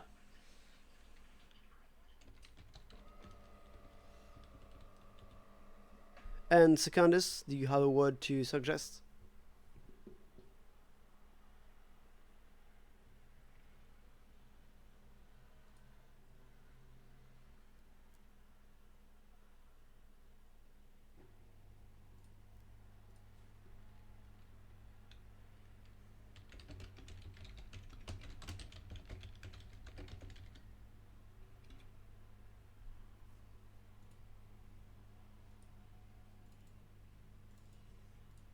Oh, right, yeah. G alone is the eng. Ma, yeah, that's perfectly fine. Which one should be the realist, the past one?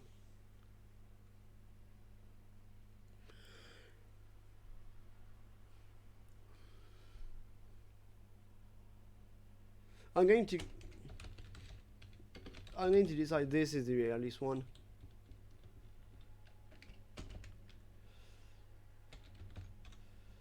I'm going to call them future and past.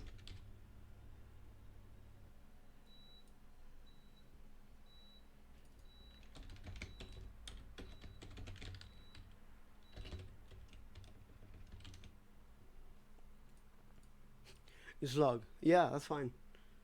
And ma. And ma is fine.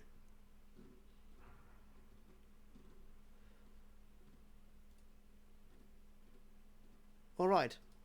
So what do they actually do now?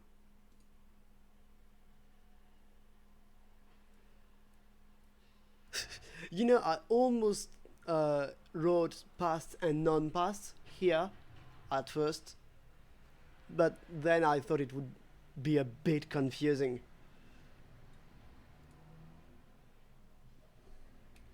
I think we can just like use that as being the future auxiliary and say that the future auxiliary is also used for irrealist mode. I think it makes sense that way. Future and past action are distinguished through the use of two auxiliaries, shall and ma. Ma. Sorry. Alright. But now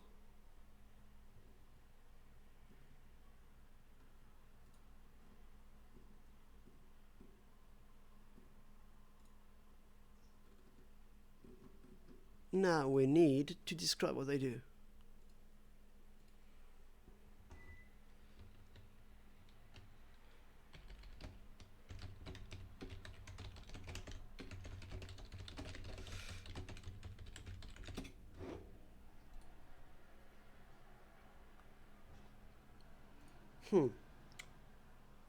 I'm trying to think if we want some granular.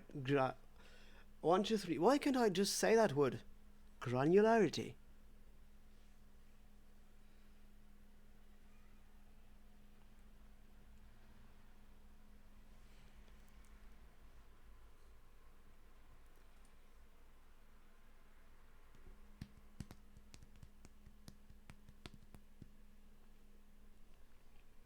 Okay, I think just we're going to just build a system with just those two auxiliaries and decide what they actually do.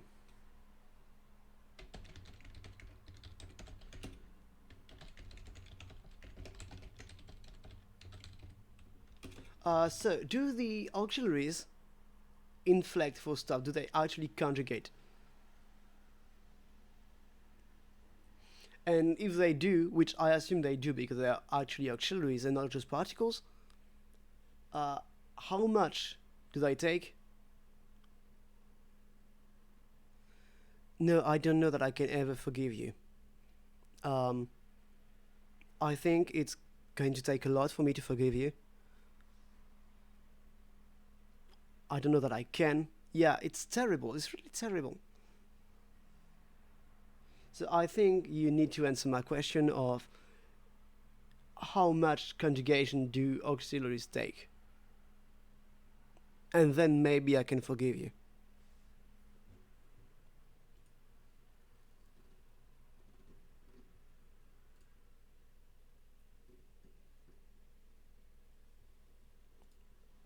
Everything but person.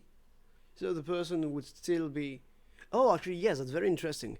Because then it will also take non present, making the auxiliaries roots only be those, but it would really be ama and on ogzok. I'm just going to say ogzok because I don't want to pronounce that.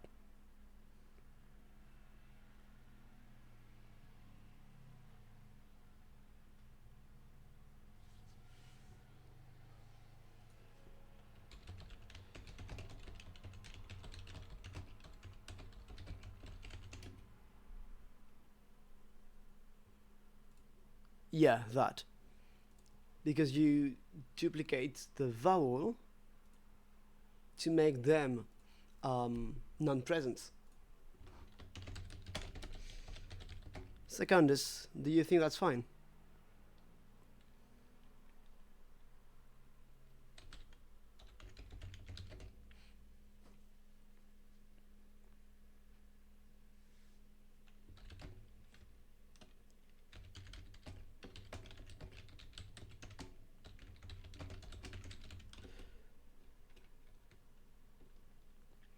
Oh, basically, Charlotte is saying that auxiliaries should conjugate for everything but the person, which means that we would only mark the persons on the verb, on the lexical verb, while the auxiliary takes on the rest, which means they also conjugate for tense, meaning we actually reduplicate the vowel in those verbs, making them really oglog and ama. Onglog, yeah.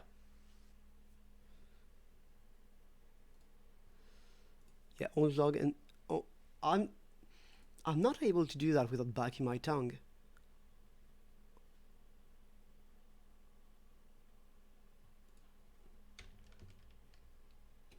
And do they conjugate instead of the verb or as well as the verb? Because if they conjugate instead, it means that the verb, yeah, it would mean that the verb, the lexical verb, would not take the mark for tense as the auxiliary would. Which is interesting, I think. But it can be also a bit easier to just have both inflect.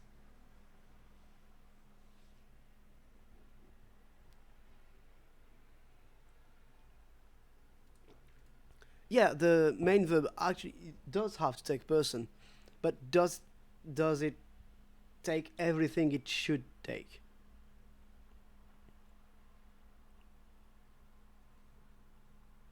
Or maybe only in some aspects, in some cases, it does that.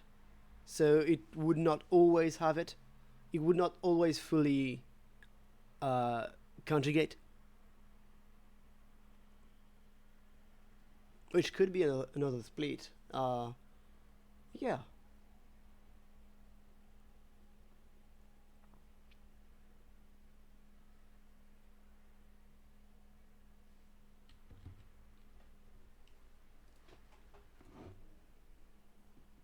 Yes.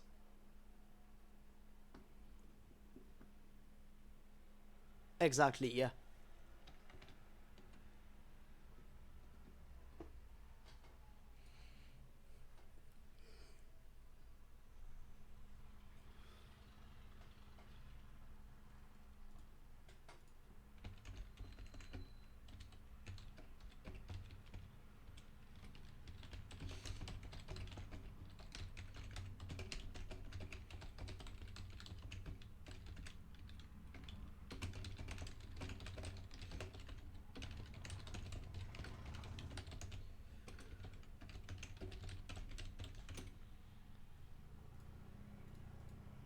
Yeah, but redundancy is fine, but I don't know. Yeah, okay, let's do it. Get 4 tenths. What else is there actually? Like, if it's everything but person. Oh, for tense and mood. Yeah, actually, do both agree in mood?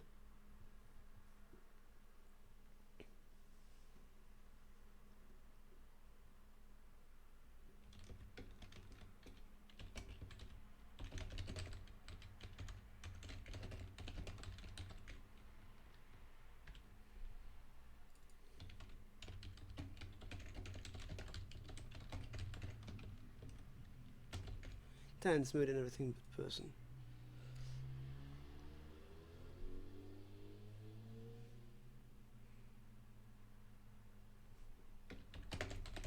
Is marked solely on the lexical verb.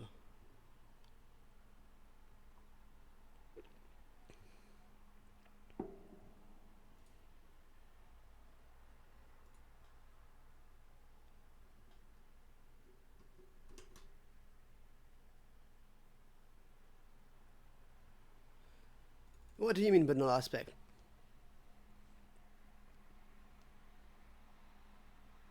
Oh yeah, if some aspect is marked through an affix on the lexical verb, it would not be replicated. Yeah, yeah, that's perfectly fine.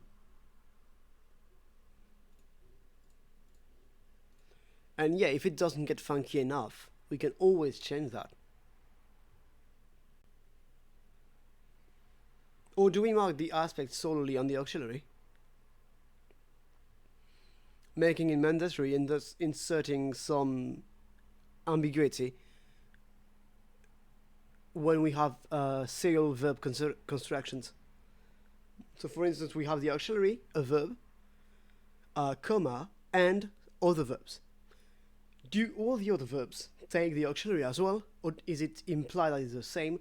Or is it not explicitly the same, such as whether or not it is the same auxiliary that applies to all the verbs is not very clear.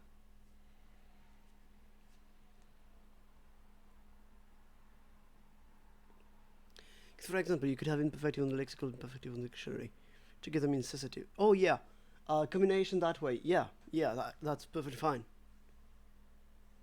But then you could have oh no, actually yeah, if there are two aspects that are both marked with a say a suffix, then it would make sense to only mark them on one of them and inflect the meaning on whether the aspect is marked on the auxiliary or the lexical verb,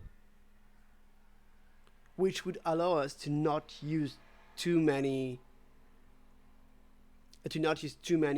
suffixes or affixes in general, and just reuse them and have that depend on where the aspect is marked.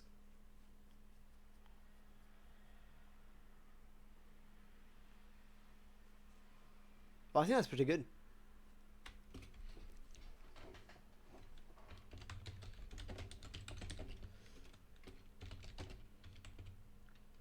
Do we make them all suffixes and just play around with which of the two words is marked and have that be meaningful?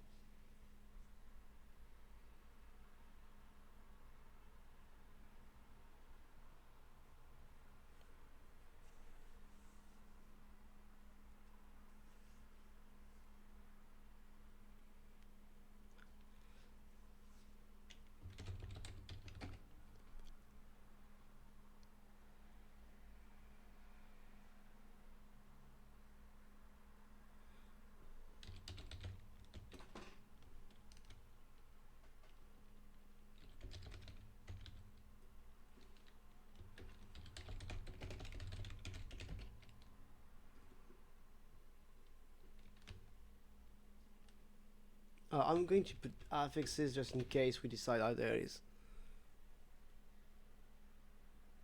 Except the agent marking. Yeah, yeah.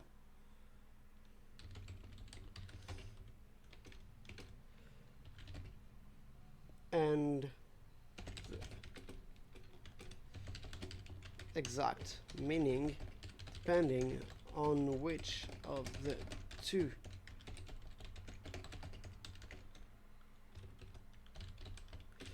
All exclusive verb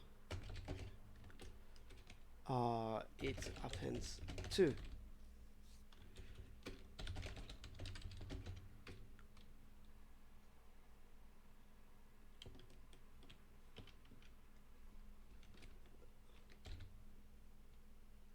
They are happening to.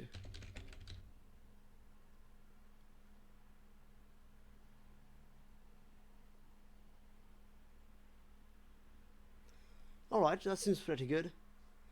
Yeah, it's been about 2 hours. I think I'm going to stop here and just because this is the longest process there is on this stream, it's just coming up with words. It takes a lot of time, so I'm just going to come up with a list of suffixes before next week.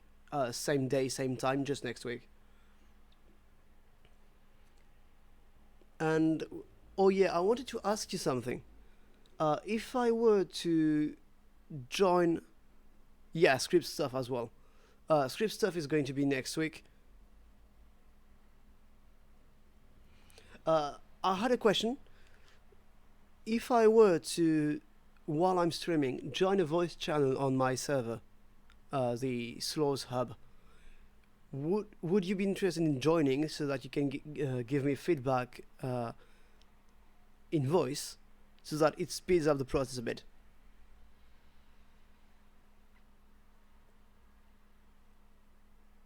I'm not sure I said that, no. Because my girlfriend is definitely not out of town and wasn't planned to be. Yeah, then I think I'm... Yeah, let's delay, that's the main thing. I remember I said that like 4 weeks ago, like, or at the end of July maybe, because mid-August she had planned to go see her sister, which she did, but I was not very well that on those days, so I did not stream for long. Yeah, that's alright then, Charlotte. It's really just so I know whether or not it would be interesting and whether or not people participating in voice would be fine with my recording the voices and streaming them and then publishing them onto YouTube. That's mostly the question. And yeah, tomorrow I'm going to make the poll for all of the script stuff and just push it on my server and probably on the CDN as well. Alright, perfect, Secondus. Thank you.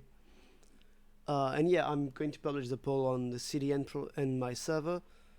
Maybe even on the subreddit conscripts. Like just as a showcase of the characters I have.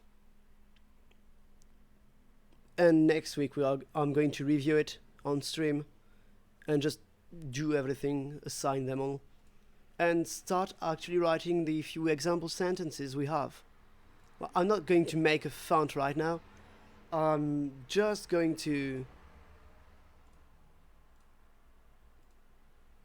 I'm just going to just Photoshop it all together.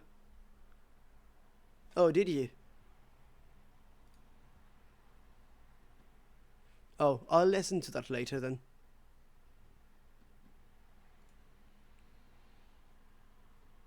Yeah, I'll just check a bit later. Or like just after this stream, so when I press the button, which is now. Thank you for tuning in. And yeah, just doing the script stuff for next week. See you.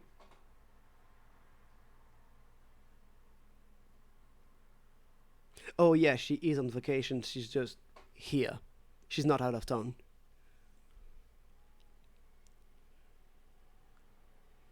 Thank you. I'm hoping to get some more, like, to find some ways to, for it to be faster and more engaging, which I have no idea how to do right now. But I'm probably going to like open a discussion in my server or something. See ya.